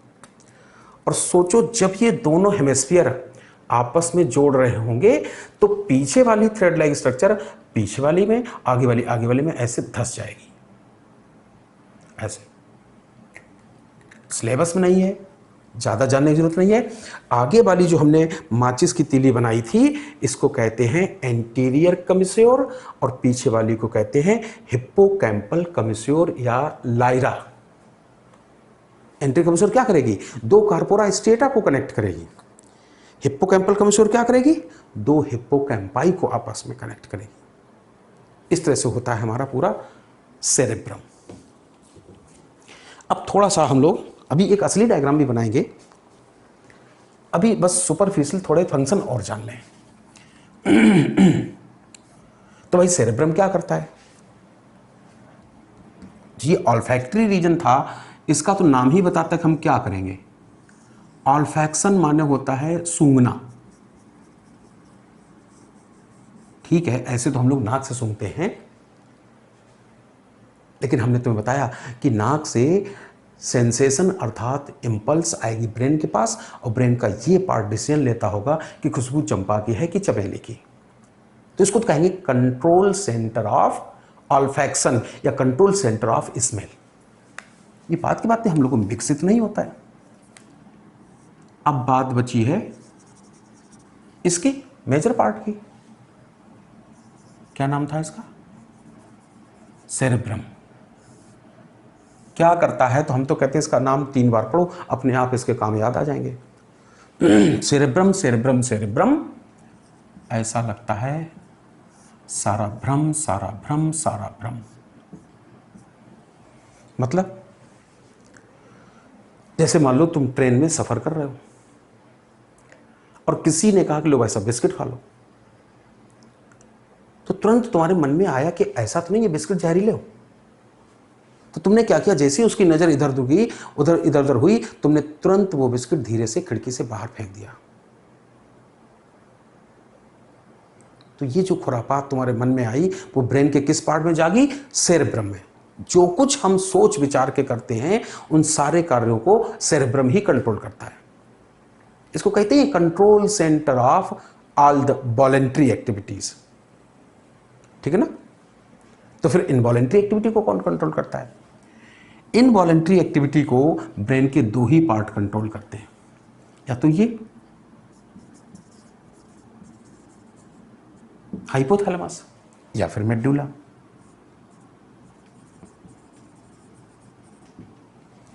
लेकिन हम तुम्हें बताते हैं कि किस इनवॉलेंट्री एक्टिविटी को हाइपोथैलेमस और किस इनवॉलेंट्री एक्टिविटी को मेडुला कंट्रोल करता है। इसका नाम पढ़ो 3 बार, अपने आप समझ में आ जाएगा। हाइपोथैलेमस हाइपोथैलेमस हाइपोथैलेमस, ऐसा लगता है हाइपोथेटिकल हाइपोथेटिकल हाइपोथेटिकल। हाइपोथेटिकल माने काल्पनिक, अर्थात ऐसा कोई भी कार्य शरीर में जो स्वतः हो और काल्पनिक हो, मतलब जिसका सबूत ना हो, ऐसे कार्य को हमेशा हाइपोथैलेमस कंट्रोल करता है। जैसे मान लो हमने तुमसे कहा कि बेटा आज सपने में हमारी शादी कैटरीना कैफ से हो गई, तो तुम कहोगे पहले तो अच्छा ये बताओ कि ये सपना हमने सोच विचार के देखा था कि अपने आप स्वतः आया था? हमने सोच विचार के नहीं देखा था, कोई हमारे यहाँ रेगुलेटर नहीं लगा था जो हमने सेट कर दिया कि प्रभु आज कैटरीना कैफ से शादी करवा देना, कल करीना कपूर से करवा देना, परसों राखी सावंत से करवा देना। ऐसा होता तो पूरे मुंबई के अकेले हम ही दामाद होते। ये सपना स्वतः आया था और तुम हमसे कहो कि गुरुजी कोई सबूत दिखाओ, जयमाला टाइम फोटो खिंचाओ दिखाओ, तो हम कहेंगे बेटा हम सबूत नहीं दिखा सकते, सपना था। इस तरह की चीजों को अर्थात ड्रीम्स को कंट्रोल करेगा हाइपोथैलेमस। जैसे हंगर एंड थ्रस्ट, भूख प्यास। अब हम तुमसे सिर्फ कह सकते हैं कि बेटा भूख लगी, बेटा प्यास लगी, लेकिन हमारे यहाँ कोई डिस्प्ले नहीं लगा कि देखो सुई जो है लाल पे पहुंच गई, गाड़ी रिजर्व में चल रही। सबूत नहीं दे पाएंगे, मानना हो मान लो, ना मानना हो मत मानो। तो इस तरह की चीजों को hunger and thrust, anger and pleasure, है ना। इतनी बड़ी क्लास में हम किससे गुस्सा हैं कितने नहीं हैं कोई नहीं जान सकता है। सेटिस्फैक्शन, पेनेंस, प्रायश्चित करना। प्रायश्चित करना सिर्फ मन का खेल है, कई बार हमने देखा कि हम लोग गाड़ी से आ रहे हैं और कहीं बेचारा कोई पिल्ला दब गया तो बड़ा अफसोस होता है कि हे भगवान, थोड़ा सा धीरे से चल रहे होते तो बेचारे के प्राण बच जाते। और हमने मुर्गा काटते देखा, बकरा काटते देखा, इतने मन से काटते, इतने मन से तुम लोग लौकी ना काट पाए। सारा मन का खेल है। तो पेनाइंस, प्रायश्चित करना। लव एंड हेट, तुमने गाने सुना होगा, मिथुन की एक पिक्चर थी, किया नहीं जाता हो जाता है, हो जाता है अपने आप, अर्थात इनवॉलंटरी एक्टिविटी है। और हमने देखा जब पापा को खबर लगती तो वो हम लोगों से कहते हैं कि बेटा तुमसे ऐसी उम्मीद नहीं थी। पापा को पता भी नहीं चल पाता कि हम किसी चक्कर में फंस गए। तो इसका मतलब है चाहे ड्रीम्स हो, एंगर एंड प्लेजर हो, हंगर एंड थ्रस्ट हो, लव एंड हेट हो, सेटिस्फैक्शन हो, पेनाइंस मतलब प्रायश्चित हो, इस तरह की काल्पनिक चीजों को हाइपोथैलेमस कंट्रोल करता है। बस एक अपवाद है जिसका सबूत मिल जाता है बावजूद इसके हाइपोथैलेमस ही कंट्रोल करता है, वो है बॉडी टेम्परेचर। अभी थोड़ी देर पहले कहा था ना, डायन को देखकर बुखार आ जाए, चुड़ैल को देखकर, हाइपोथैलेमस इस तरह से इनवॉलंटरी एक्टिविटी कंट्रोल करता है। हाँ, ये अभी नहीं बताएंगे। देखो, जो हाइपोथैलेमस होता है, यहां से हम लोगों में एक ग्लैंड भी निकलती है, ऐसे ग्लैंड भी निकलती है ऐसे। चूंकि उसका पीछे वाला हिस्सा जो है स्वयं न्यूरल टिश्यू को बना होता है, इसलिए पोस्टीरियर पिट्यूटरी को न्यूरोहाइपोफाइसिस भी कहते हैं। पूरी पिट्यूटरी को हाइपोफाइसिस सेरेब्राई कहते हैं क्योंकि वो हाइपोथैलेमस से निकलती है। पोस्टीरियर को न्यूरोहाइपो, और अगला वाले को एंटीरियर या एडिनोहाइपोफाइसिस कहते हैं। यहां से भी तमाम सारे हार्मोन्स निकलते हैं। तो ये हार्मोन वाली बात हम एंडोक्राइन सिस्टम में ही करेंगे, है ना। ऐसे बिल्कुल यहां से भी ग्लैंड निकलती है, एपिथैलेमस से। पीनियल ग्लैंड या पीनियल बॉडी कहते हैं, है ना। ये क्या करती है, ये भी एंडोक्राइन सिस्टम में ही बताएंगे। तो ये कह रहे थे कि इनवॉलेंट्री एक्टिविटीज जो काल्पनिक होती हैं उनको हाइपोथैलेमस कंट्रोल करता है। फिर मेडुला क्या करता है, तो हम तुम्हें बताएंगे कि ऐसा कोई भी स्वतः कार्य जिसका सबूत मिल जाए, जैसे जैसे स्वेटिंग, पसीना निकलता है तो हम जानबूझ के निकलवाते हैं, खुद से निकलता है, खुद से निकलता है। और जब पसीना निकलता है तो कपड़े भीग जाते हैं, कपड़ों का रंग चेंज होने लगता है, इसका मतलब उसका सबूत मिलता है। तो स्वेटिंग को कौन कंट्रोल करेगा, मेडुला। हार्ट रेट, दिल धड़कता है और धड़कन को स्टेथोस्कोप से सुना जा सकता है। रिस्पिरेशन रेट, सांसें चलती अपने आप है। भाई हम लोग जब सो जाते हैं तो हमारी सोच और विचार सो जाते हैं, फिर भी सांसें चलती रहती। किसी इंसान के पेट पर रख के तुम देख सकते हो कि उसका 1 मिनट में कितनी बार पेट ऊपर नीचे हो रहा, मतलब इसका सबूत मिल जाता है। वोमिटिंग, जब वोमिटिंग होती है तो हम रोक नहीं पाते हैं, अपने आप भाग के जाते हैं और फिर वोमिट बाहर आता है, आवाज भी बाहर आती है, अर्थात सबूत मिलता है। तो ऐसी कोई भी एक्टिविटी जिसका सबूत मिल जाए, समझ जाओगे कौन कंट्रोल करेगा, मेडुला कंट्रोल। जैसे गट पेरिस्टाल्सिस, आहार नाल में ऐसे क्रमाकुंचन गतियां होती हैं जिसकी वजह से वहां से गुड़गुड़ गुड़गुड़ गुड़ की आवाज आती है ना। तो इस तरह की एक्टिविटी को कंट्रोल करता है मेडुला। अब बात बची सेरेबेलम क्या करता है, तो हम तो कहते हैं इसका नाम 3 बार पढ़ो, अपने आप काम याद आ जाएगा। सेरेबेलम सेरेबेलम सेरेबेलम, लगता है सारा बैलेंस, सारा बैलेंस, सारा बैलेंस। मतलब जैसे मान लो हम अचानक ऐसे टेढ़े मेढ़े खड़े हो गए और फिर भी गिर नहीं रहे, तो हुआ क्या होगा कि जैसे ही हमने अपना पोस्चर चेंज किया, कान ने तुरंत मालिक को, सेरेब्रम को सूचना दी होगी कि मालिक पता नहीं इसको क्या हो गया, उल्टा सीधा खड़ा हो गया। और सेरेब्रम ने सेरेबेलम को संदेश भेजा होगा कि संभालो उसको। और सेरेबेलम ने डिफरेंट मसल्स को आदेश दिया कि तुम इतने % कॉन्ट्रैक्शन करो, तुम इतने % कॉन्ट्रैक्शन करो, जिससे इस इंसान का जो सेंटर ऑफ मास है वो डिस्टर्ब ना हो, वो ग्रेविटी से, बेस से होकर गुजरे और गिरने से बच जाए। बात समझते ना, इस तरह से। तो सेरेबेलम बैलेंस बनाने का काम करता है। बात बची है ऑप्टिक लोब्स। ये था एंटीरियर और ये था पोस्टीरियर।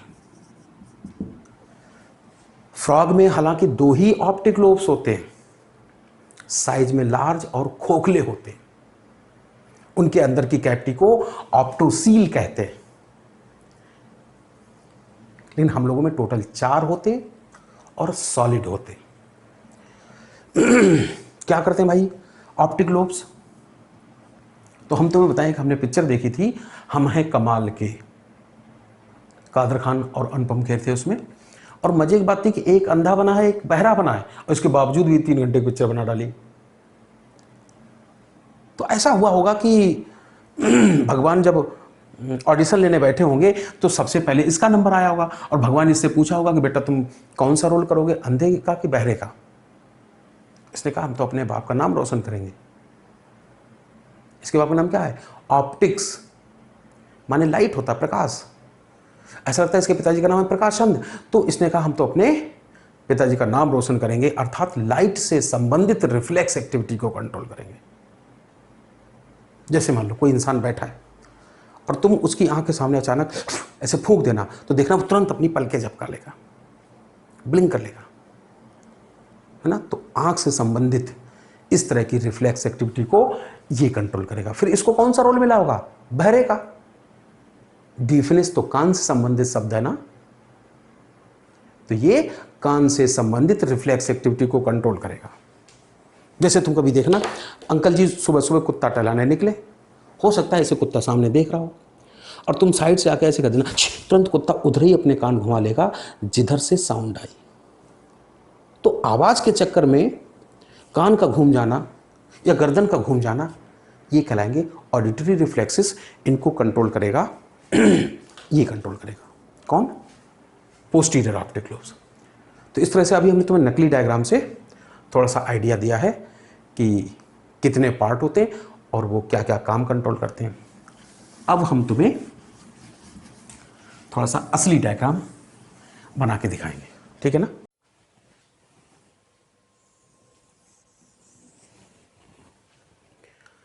अभी हमने सेरेब्रम बनाया और इसको काट के दिखाएंगे।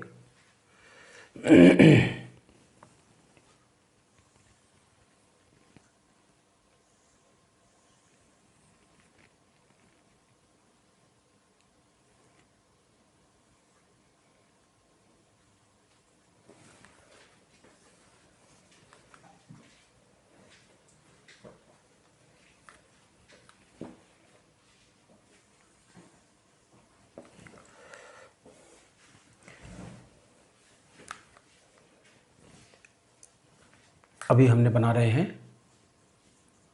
2 सेरेब्रल हेमिस्फीयर को जोड़ने वाला जो अभी वाइट फाइब्रस बैंड बताया था ना, तो इसको अलग भी बना देंगे, जिसका नाम बताया था कार्पस कैलोसम। अभी दिखाएंगे। इसी कार्पस कैलोसम के पोस्टीरियर पार्ट से क्या नाम होता है, वक्त आने पर बताएंगे। अभी कुछ फाइबर निकलते हैं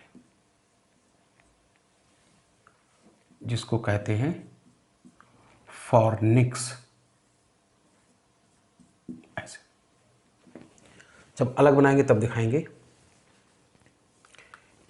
चलो एनसीईआरटी ने इतना पीछे से नहीं बनाया था, थोड़ा आगे से बना दे रहे हैं।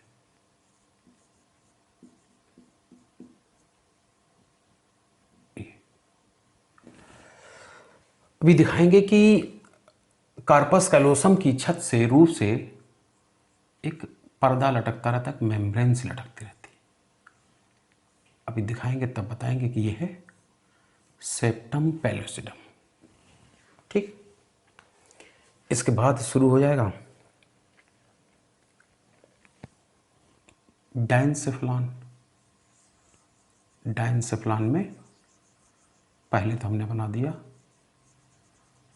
गांठ जैसा थैलेमस, और यहीं पर कहीं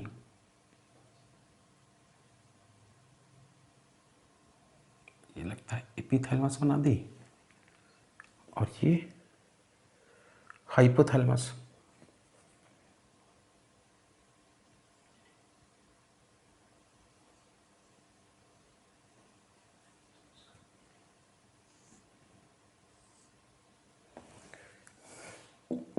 ये सब। इसके बाद शुरुआत हो जाएगी मिड ब्रेन की। मिड ब्रेन में ऐसे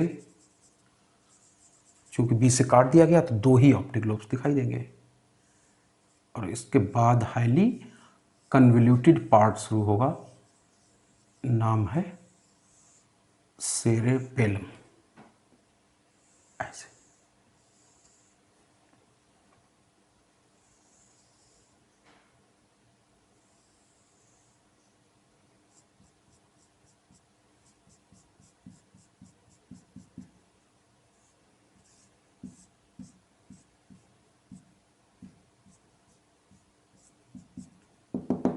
तो सेरेबेलम हो गया। इसके वेंट्रल साइड में क्या बताया था, पोन्स।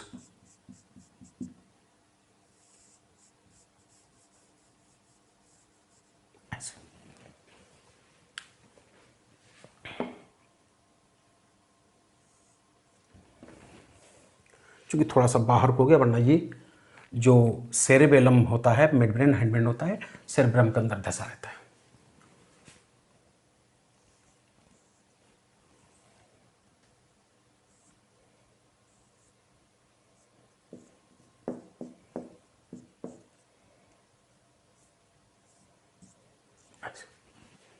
इस तरह का हमारा ब्रेन होता है। तो समझ गए भाई, ये तो हो गया क्या, मेडुला। एक बार असली डायग्राम में भी देख लेते हैं। ये हो गया पोन्स, और ये है सेरेबेलम। एंटीरियर ऑप्टिक लोब्स, क्योंकि ह्यूमन में वर्टिकल पोजीशन में होता है, तो ये जो एंटीरियर ऑप्टिक लोब्स हैं इनको सुपीरियर कॉलिकुलाई भी कहते हैं, और पोस्टीरियर ऑप्टिक लोब्स को इंफीरियर कॉलिकुलाई। ये जो कुछ दिख रहा है, वो जो दो उंगलियां बताई थी जिनको सेरेब्रल पेडंकल कहा था, वो दिख रहा था ना। बीच में ये गांठ क्या हो गई, थैलेमस, और इसकी रूफ को एपिथैलेमस, जिसमें निकली है पीनियल ग्लैंड या पीनियल बॉडी।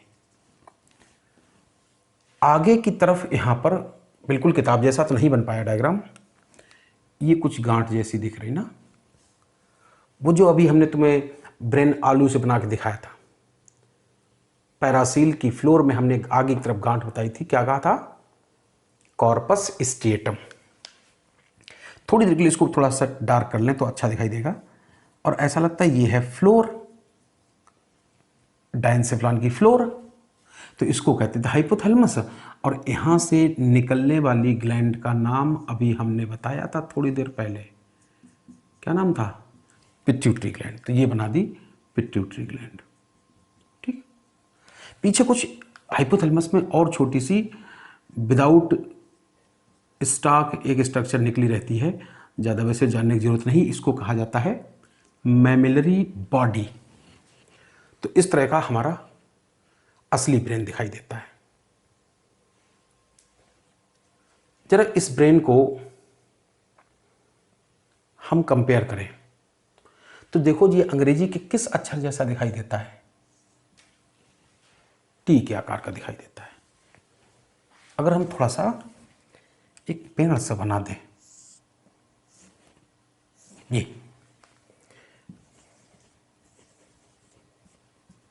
ना, तो ऐसा लगता है कि इस ब्रेन का जो ये सेरेब्रम वाला पार्ट है, ये किसी ट्री के जो लीफ से बना डोम शेप्ड पार्ट है, इससे कंपेयर कर सकते हो। और ये है पौधे का मुख्य तना, मेन स्टेम। ब्रेन से कंपेयर किया जाए तो ऐसा लगता है यहां से लेकर यहां तक ये सब चीजें जो हैं किसी हमारे ब्रेन का मुख्य तना है, मेन स्टेम है। इसलिए एनसीईआरटी मिड ब्रेन और हाइंड ब्रेन को मिला के ब्रेन स्टेम भी बोल देती है। बस होता ना, इस तरह से हमारा ब्रेन होता है, अंग्रेजी के टी के आकार का होता है। चूंकि हम तुम्हें फंक्शन अभी बता चुके थे, और चूंकि एनसीईआरटी में दिया तो है नहीं बहुत ज़्यादा, तो हम बार बार अब मेडुला, पोन्स, सेरेबेलम और ऑप्टिक लोब्स, इनके फंक्शन डिस्क्राइब नहीं करेंगे, ठीक है ना। लेकिन जो सेरेब्रम है, इसको एक बार हम थोड़ा सा फिर से बताना चाहते हैं। इसको गौर से देखो। तो ये ऐसे सेरेब्रम, दो सेरेब्रल हेमिस्फीयर होते हैं। चूंकि डायग्राम बीच से कटा हुआ है तो हम एक हटा दे रहे हैं। ठीक है, एक हटा दिया। अभी तुमसे कहा था कि दो सेरेब्रल हेमिस्फीयर आपस में एक व्हाइट फाइब्रस बैंड द्वारा कनेक्टेड होते हैं। थोड़ी देर पहले इसका नाम क्या बताया था? Corpus callosum. इसका आधा हिस्सा इस हेमिस्फीयर की छत में धंसा रहता होगा, और जब दूसरा गोला चिपकाएंगे तो बचा हुआ आधा इसमें धंस जाएगा। चलो इसको थोड़ा सा अलग बनाते हैं। लगता है ये है कार्पस कैलोसम।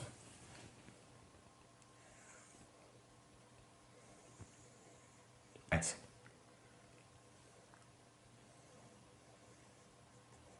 ऐसे ये था कार्पस कैलोसम।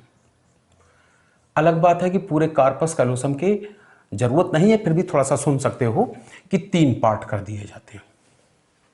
जो ये आगे वाला पार्ट है, इस एंटीरियर पार्ट को जेनू कहते हैं।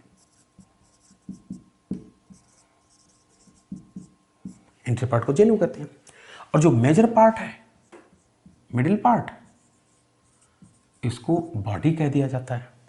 और जो पोस्टीरियर पार्ट है, अब इधर पोस्टीरियर ना भी लिखे क्योंकि यहां लिख दिया तो समझ जाओ इधर पोस्टीरियर ही होगा, इसको कहते हैं स्प्लेनियम।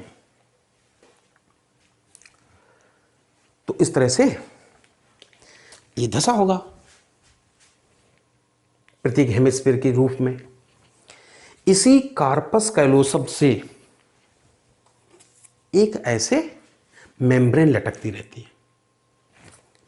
भाई सोच के देखो ना कि जब तक ये दोनों जुड़े होंगे, दोनों कैविटी आपस में जुड़े होंगे, तो इनको फिर दो नहीं कहा जा सकता है।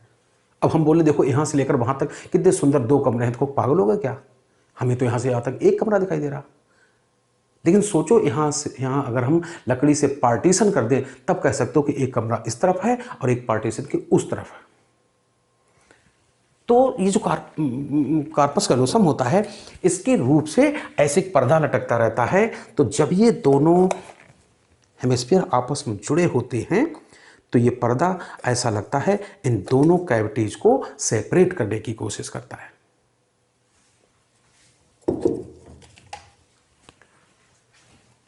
अभी ये भी कहा था कि जो पोस्टीरियर पार्ट है, यहां से कुछ फाइबर निकलते हैं ऐसे।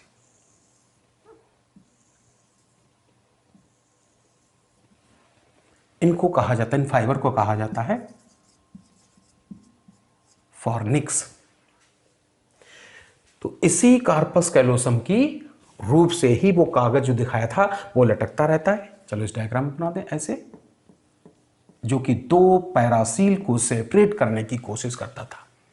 इस डायग्राम से करें तुलना तो ये वाला पार्ट, और इस पार्टीशन को, इस पर्दा को कहते थे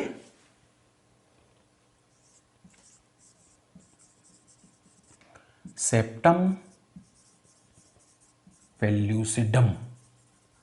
क्या कहते हैं? सेप्टम पेल्यूसिडम। ठीक है ना?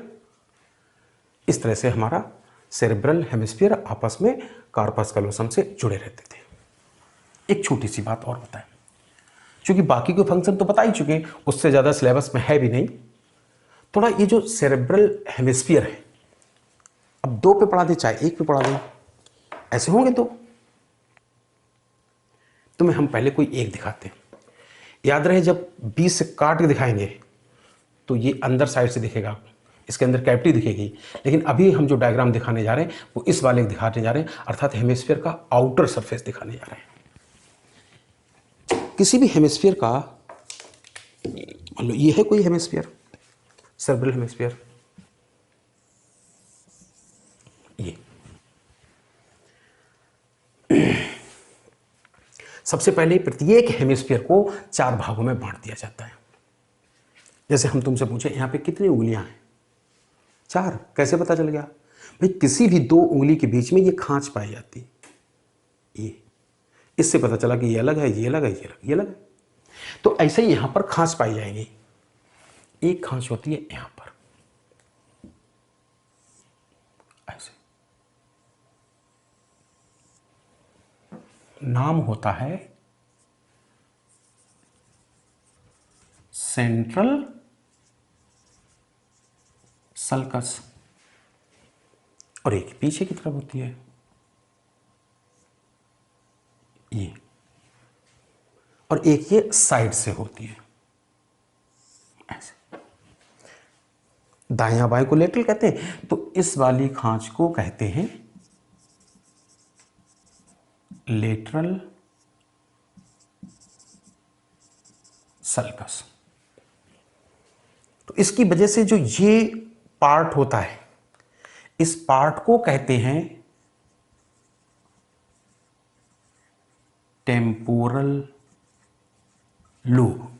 टेम्पोरल शब्द कनपटी से होता है, ये कान की तरफ होता है, और ये है हमारा फोरहेड, मतलब फ्रंट। तो ये जो आगे वाला टुकड़ा होता है, इसको कह दिया जाता है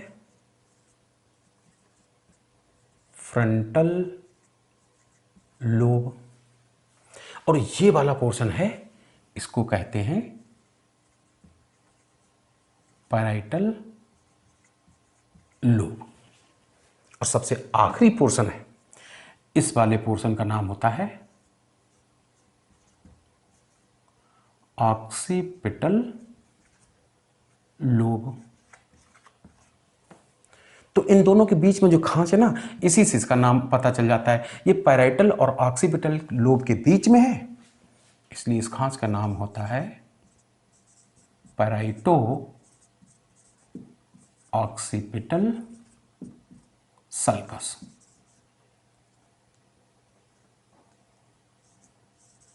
पैराइटो ऑक्सीपिटल सल्कस, चूंकि सेरेब्रम हम लोगों में सबसे डेवलप्ड पार्ट है, तो इसके फंक्शन ऐसे तो ये control centre of all the voluntary activity कहलाता ही है, लेकिन थोड़ा सा डिटेल में पढ़ लेते हैं।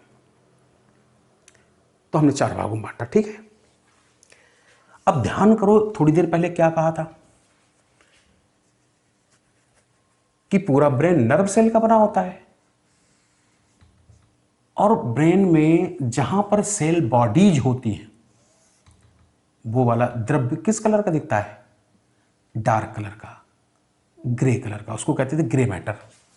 और जो वाला पार्ट एक्सॉन से माइलिनेटेड नर्व फाइबर से बनता था, वो वाला पोर्शन सफेद दिखता है, वो किसी फंक्शन को कंट्रोल नहीं करता था। तो अब ये सेरेब्रम है, यही है। जैसे तुमने ग्लोब देखा हो,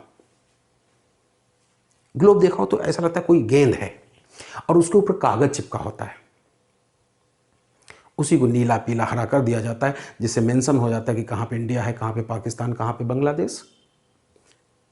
तो चूंकि ये जो हेमिस्फीयर है, इसका जो बाहर का गरी का छिलका वाला पोर्शन है, ये है ग्रे मैटर, मतलब सेल बॉडीज से बना पार्ट, यही फंक्शन को कंट्रोल करेगा, व्हाइट मैटर तो करेगा नहीं।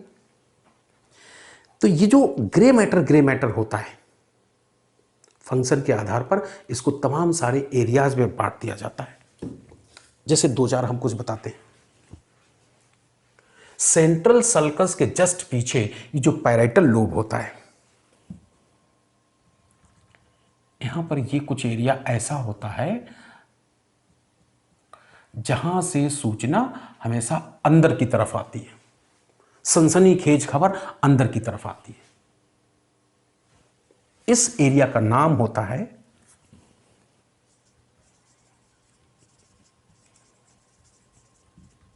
सोमास्थेटिक एरिया।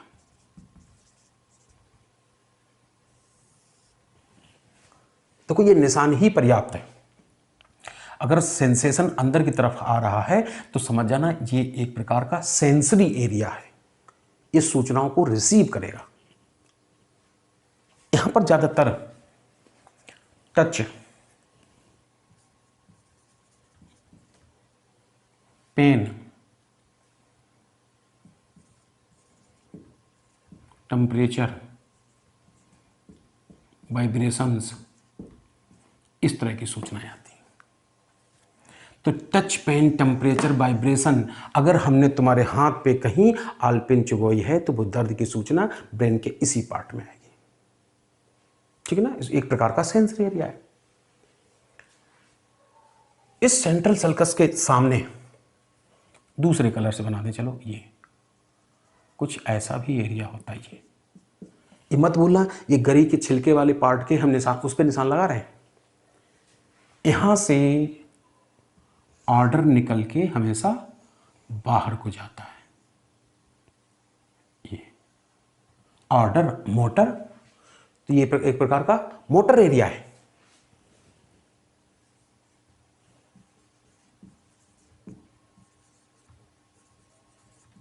कैसा है? Motor area. और यहां से ऑर्डर निकल कर कहां जाता है? हमेशा वॉलेंट्री मसल्स को जाता है। इसके आगे और भी एरिया होता है, जरूरत नहीं है, उसको प्री मोटर एरिया कहते हैं। वहां से भी संदेश निकलकर इनवॉलेंट्री मसल्स को जाता है। जैसे मान लो ये ऑक्सीपिटल लोब है,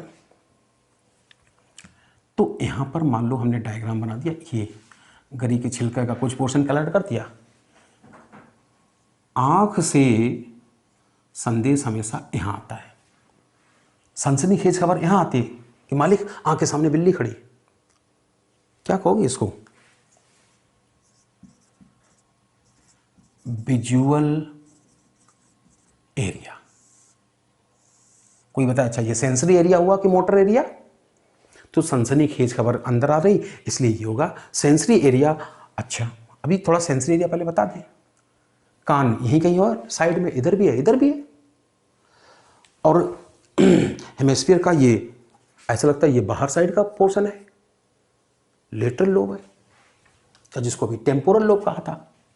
यहीं कहीं पर कुछ गरी का छिलका ऐसा होता है, ग्रे मैटर ऐसा होता है जहां कान से सूचना आती है। ये टेम्पोरल लोब पे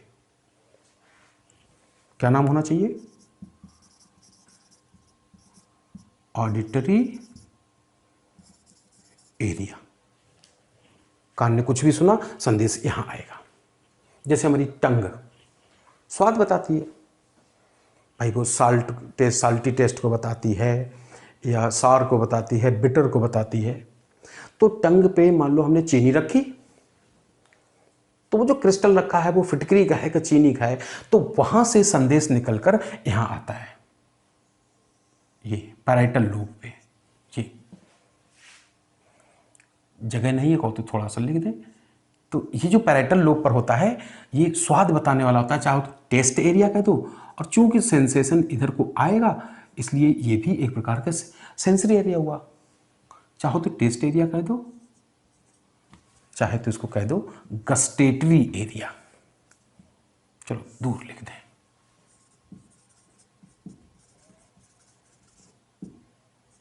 ये भी एक प्रकार का सेंसरी एरिया है।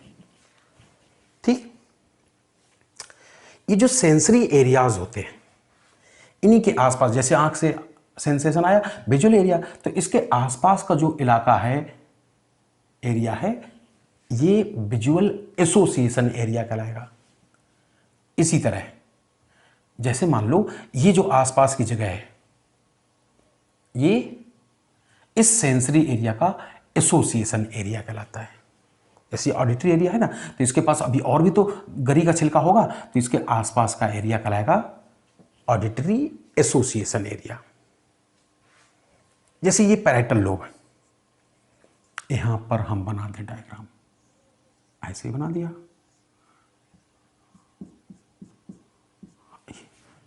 अब यहां से सूचना निकल के सदा बाहर जाती है, कहां? Muscle of the tongue. और वो फड़फड़ाती है, तभी मामा, पापा, नाना अर्थात स्लैविक स्पीच निकलती है। तो इसको कहते हैं ब्रोकास एरिया।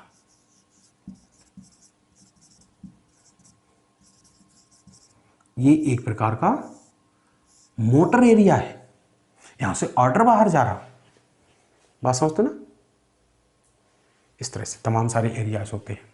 जैसे यहीं कहीं पर होता है वर्निक्स एरिया, ऐसे। तो हम तुम्हें ये बताना चाहते थे कि सारी वॉलंटरी एक्टिविटीज कंट्रोल तो करता ही है, लेकिन जो गोलागरी का छिलका है मतलब सेरेब्रल कॉर्टेक्स है, उसके ऊपर कई प्रकार के एरियाज पाए जाते हैं।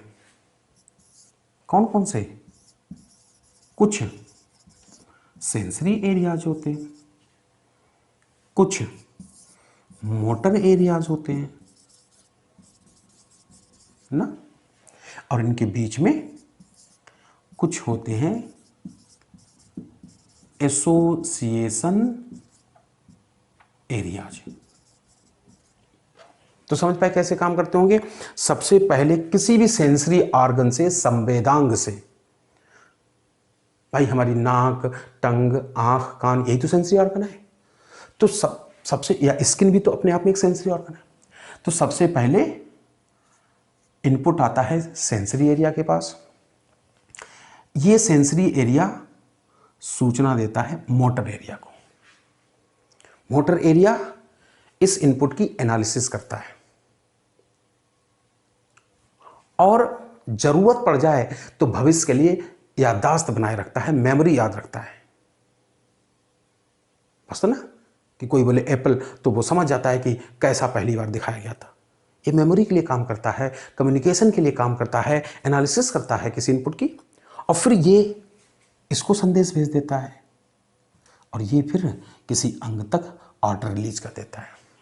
तो इस तरह से हमने थोड़ा सा सेरेब्रम को और एलिब्रेट करके इसलिए बता दिया कि अब हम ब्रेन में अब इसके ज़्यादा कुछ नहीं पढ़ाएंगे, लगभग सब तुम्हारे काम भर का कंप्लीट हो गया। बात होता ना, इस तरह से बात थी ब्रेन की। अब हम तुम्हें थोड़ा सा एक चीज़ और बता दें। ये जो हमारा ब्रेन था, उसी नकली डायग्राम का सहारा लेते हैं, उससे आसान है। अभी जब नकली डायग्राम बनाया था ऐसा था, थोड़ा सा बना दे एक बार फिर से।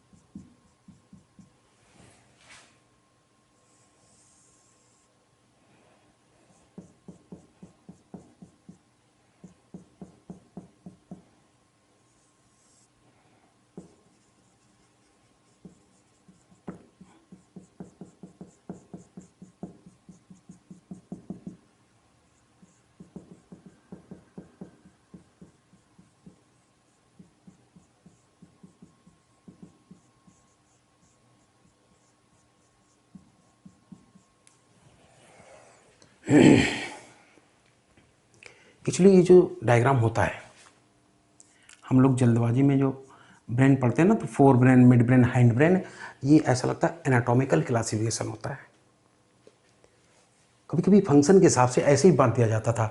जैसे वो गरी का छिलका था, उसको कह देते थे सेरेब्रल कॉर्टेक्स। इसके बाद ध्यान करो, जो अभी हमने कॉर्पस कैलोसम बनाया था, आगे कार्पोरा स्ट्रिएटा बनाई थी, ये पीछे हिप्पोकैम्पस बनाया था, और साथ में ये हाइपोथैलेमस। तो इन सबको मिला के, और साथ ही सेरेब्रल कॉर्टेक्स के व्हाइट मैटर में कुछ और भी ग्रे मैटर के मास धसे होते हैं जिनको न्यूक्लियस कहते हैं, जैसे एमिग्डाला न्यूक्लियस। तो वो amygdala nucleus, hippocampus, corpora strata, इन सबको मिला के कभी कभी ये भी कह दिया जाता है लिम्बिक सिस्टम। और लिम्बिक सिस्टम हाइपोथैलेमस के साथ मिलकर, तुम भी जानते हो, सेक्सुअल बिहेवियर को कंट्रोल करता है ना, एक्सप्रेशन ऑफ इमोशनल रिएक्शंस को कंट्रोल करता है, जैसे कि प्लेजर है, फेयर है, रैग है, तो लिम्बक। और तीसरा पार्ट अभी जो हमने असली डायग्राम बनाया था उसके हिसाब से ब्रेन स्टेम। तो कभी कभी ऐसे फंक्शनल क्लासिफिकेशन भी कर दिया जाता है फंक्शन के आधार पर, सेरेब्रल कॉर्टेक्स, लिम्बिक सिस्टम और ब्रेन स्टेम। खैर, एक बात कह रहे थे कि ये जो हमारा ब्रेन है ये हड्डी के एक बक्से में बंद होता है,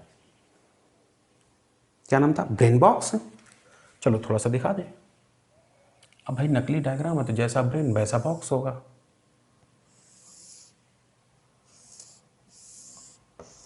चलो ये है,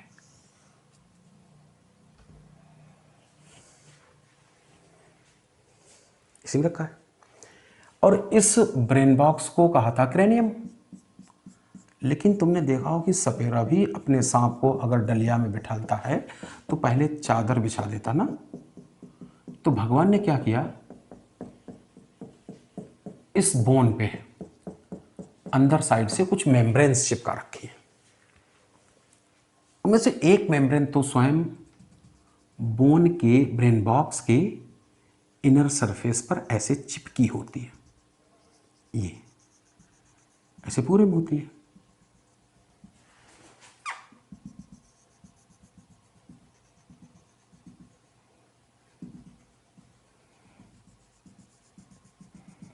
और इनमें से एक मेम्ब्रेन स्वयं ब्रेन के ऊपर चिपकी होती है, बिल्कुल वैसे ही जैसे हमारी बॉडी सरफेस पर स्किन, या कह सकते हो सांप के ऊपर केंचुली चिपकी होती है।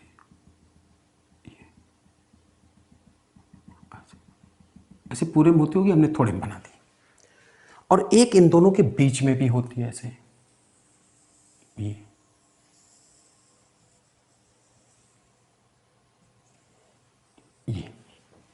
क्या नाम होते हैं इनके, इन झिल्लियों को कहते हैं मैनिंग्स। मैनिंग्स एक वचन होता है, चूंकि ये तीन है तो हमें बहुवचन लिखना पड़ेगा, इसलिए हम एक्स हटा के GES लगा देंगे। तो इनको कहते हैं मैनिंजेज। और इनके नाम याद रखना बड़ा आसान है। जो सबसे बाहर वाली है ये एक नंबर पे, इसको कहते हैं, गांव में तुमने सुना होगा खाद आती, फर्टिलाइजर आती, DAP, उसी से याद रहेगा। सबसे बाहर वाली को कहते हैं ड्यूरा मैटर, बीच वाली को कहते हैं, डी से याद रहेगा, सबसे बाहर वाली कहते हैं ड्यूरा मैटर।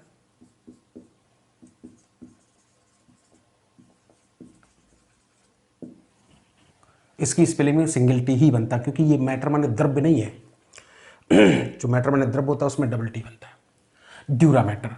और बीच में ये जो है, ये वाली, इसको कहते हैं, ए से याद रहेगा, अरेक्नोइड, चाहे अरेक्नोइड मैटर कर दो, केवल अरेक्नोइड। और जो स्वयं ब्रेन के ऊपर चिपकी है ये, इसको कहते हैं, पी से याद रहेगा, पाया मैटर। क्या करती हैं भाई ये तीनों झिल्लियां? तो हम तुम्हें बताते हैं कि हम लोग शर्ट, बनियान या जैकेट क्यों पहनते हैं, ताकि धूल, मिट्टी, सर्दी, गर्मी से हमारे शरीर की रक्षा हो जाए। ये तीनों मेम्ब्रेन्स मिलकर ब्रेन को प्रोटेक्शन देने का काम करती हैं।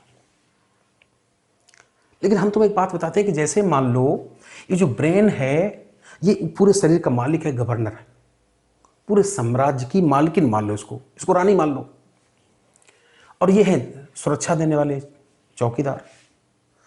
तो जो महल के गेट पे सबसे बाहर साइड में चौकीदार होता है, वो कमजोर, दुबला पतला रखा जाता है कि मोटा, हट्टा खट्टा मजबूत, हट्टा खट्टा मजबूत। इसलिए हम तो बताएंगे इन तीनों में ये सबसे आउटर मोस्ट होती है, थिकेस्ट और टफेस्ट भी होती है। जो बीच वाली है, जब तुम्हें फाइलम आर्थ्रोपोडा पढ़ाएंगे तो उसमें एक क्लास पढ़ाएंगे मीरोस्टोमा, जिसमें किंग क्रैब अर्थात लिम्बुलस आता है। लेकिन एक क्लास हम तुम्हें अरेक्निडा भी पढ़ाएंगे, और अरेक्निडा में आती है स्पाइडर, मकड़ी। तो ये वाली झिल्ली दिखने में मकड़ी के जाल जैसी होती है, स्पाइडर वेब लाइक अपीयरेंस के चक्कर में इसको कहते हैं अरेक्नोइड मैटर। और ये जो ब्रेन के ऊपर चिपकी है, ये बड़ी थिन होती है, इनरमोस्ट होती है, क्लोजेस्ट टू ब्रेन होती है, और ये दिखने में बिल्कुल ऐसी लगती है जैसे सूखा पीपल का पत्ता। सूखा पीपल पत्ता एकदम आर पार से लगभग दिखाई देता है, मगर उसमें खूब सारी वेन्स होती हैं। तो ये थिनेस्ट, इनरमोस्ट, मगर हाईली वैस्कुलर मेम्ब्रेन होती है, मतलब रिचली ब्लड सप्लाइड मेम्ब्रेन होती है।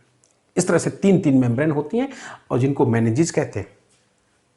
अब हम ये थोड़ी बताएंगे कि सोचो इन झिल्लियों में सूजन आ जाए, इन्फ्लेमेशन हो जाए।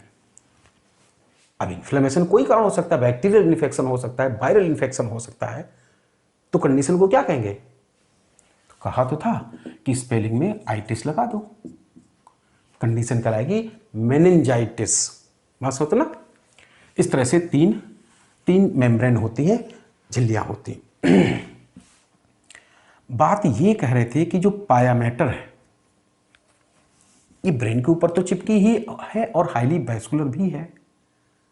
इधर क्या होता है, डायनसेफलॉन की छत में, छत से ये पाया मैटर अंदर की तरफ लटकती रहती है ऐसे। अब ऐसे सोचो, छत में ऊपर जाए, छेद करते हैं और वहां से सूती धोती की पोटली लटका दें और उसमें भर दें जलेबी, अर्थात इसके अंदर खूब ब्लड कैपिलरीज का जाल होता है। तो जब पोटली में जलेबी भरी तो क्या टपक के आएगा? जलेबी का रस। चीटा नहीं आएगा टपक के, कंकड़ पत्थर नहीं आएंगे, जलेबी का रस टपक के आएगा। तो वैसे ही होता है यहां पर, जो ब्लड कैपिलरीज का जाल होता है, इसको कहते हैं कोरॉइड प्लेक्सिस। ठीक। हालांकि ऐसा ही एक जाल मेडुला की छत में भी होता है।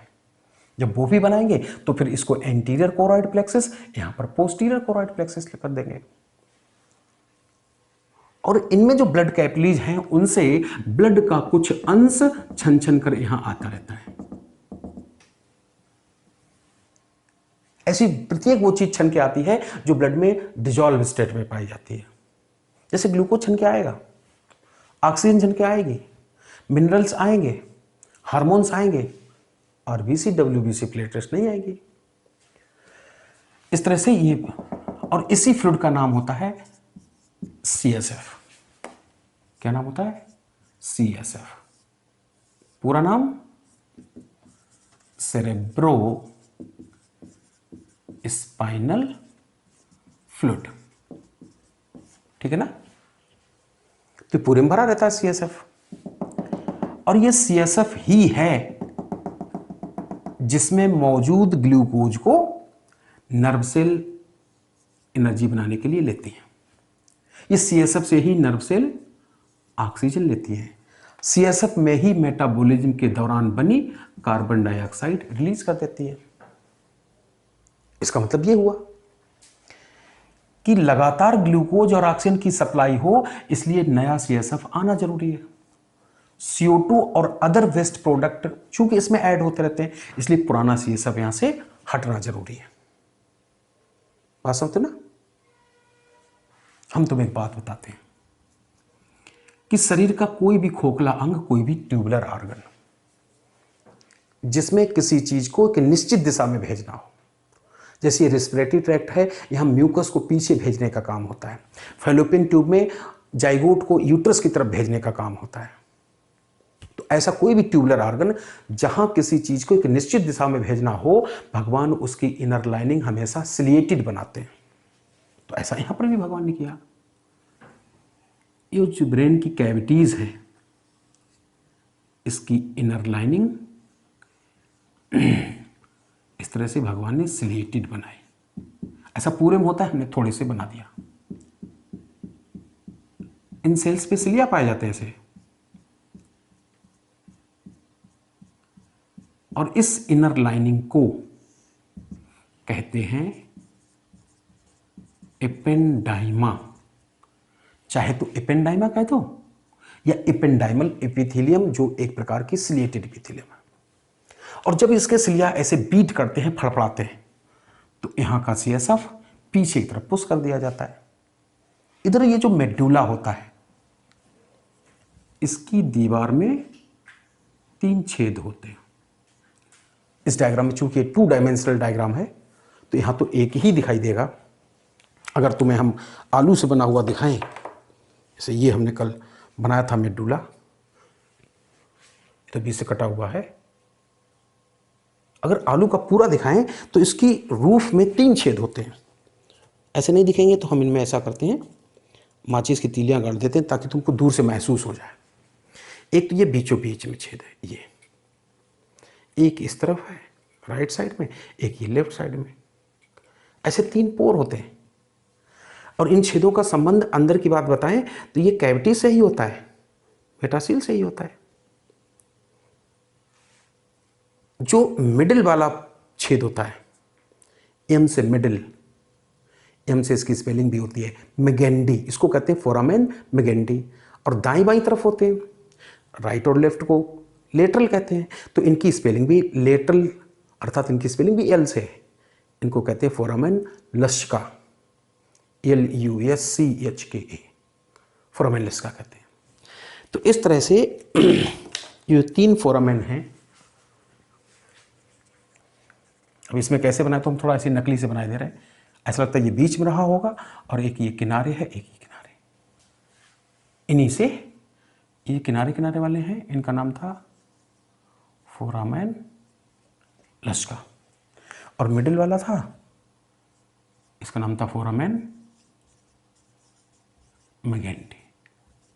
ऐसे तो इस तरह से ये जो CSF जो एंटीरियर या पोस्टीरियर कोरॉइड प्लेक्सस से बनता था, ये यहाँ से होते हुए एक्वेडक्ट ऑफ सिल्वियस या सेरेब्रल एक्वेडक्ट से होते हुए, मेटासील से होते हुए इन्हीं फोरामेन से बाहर निकल आता है। ठीक है ना। थोड़ी सी एक बात बताएं, यहाँ ऐसे यहाँ भरा रहता है, ऐसे पूरे में।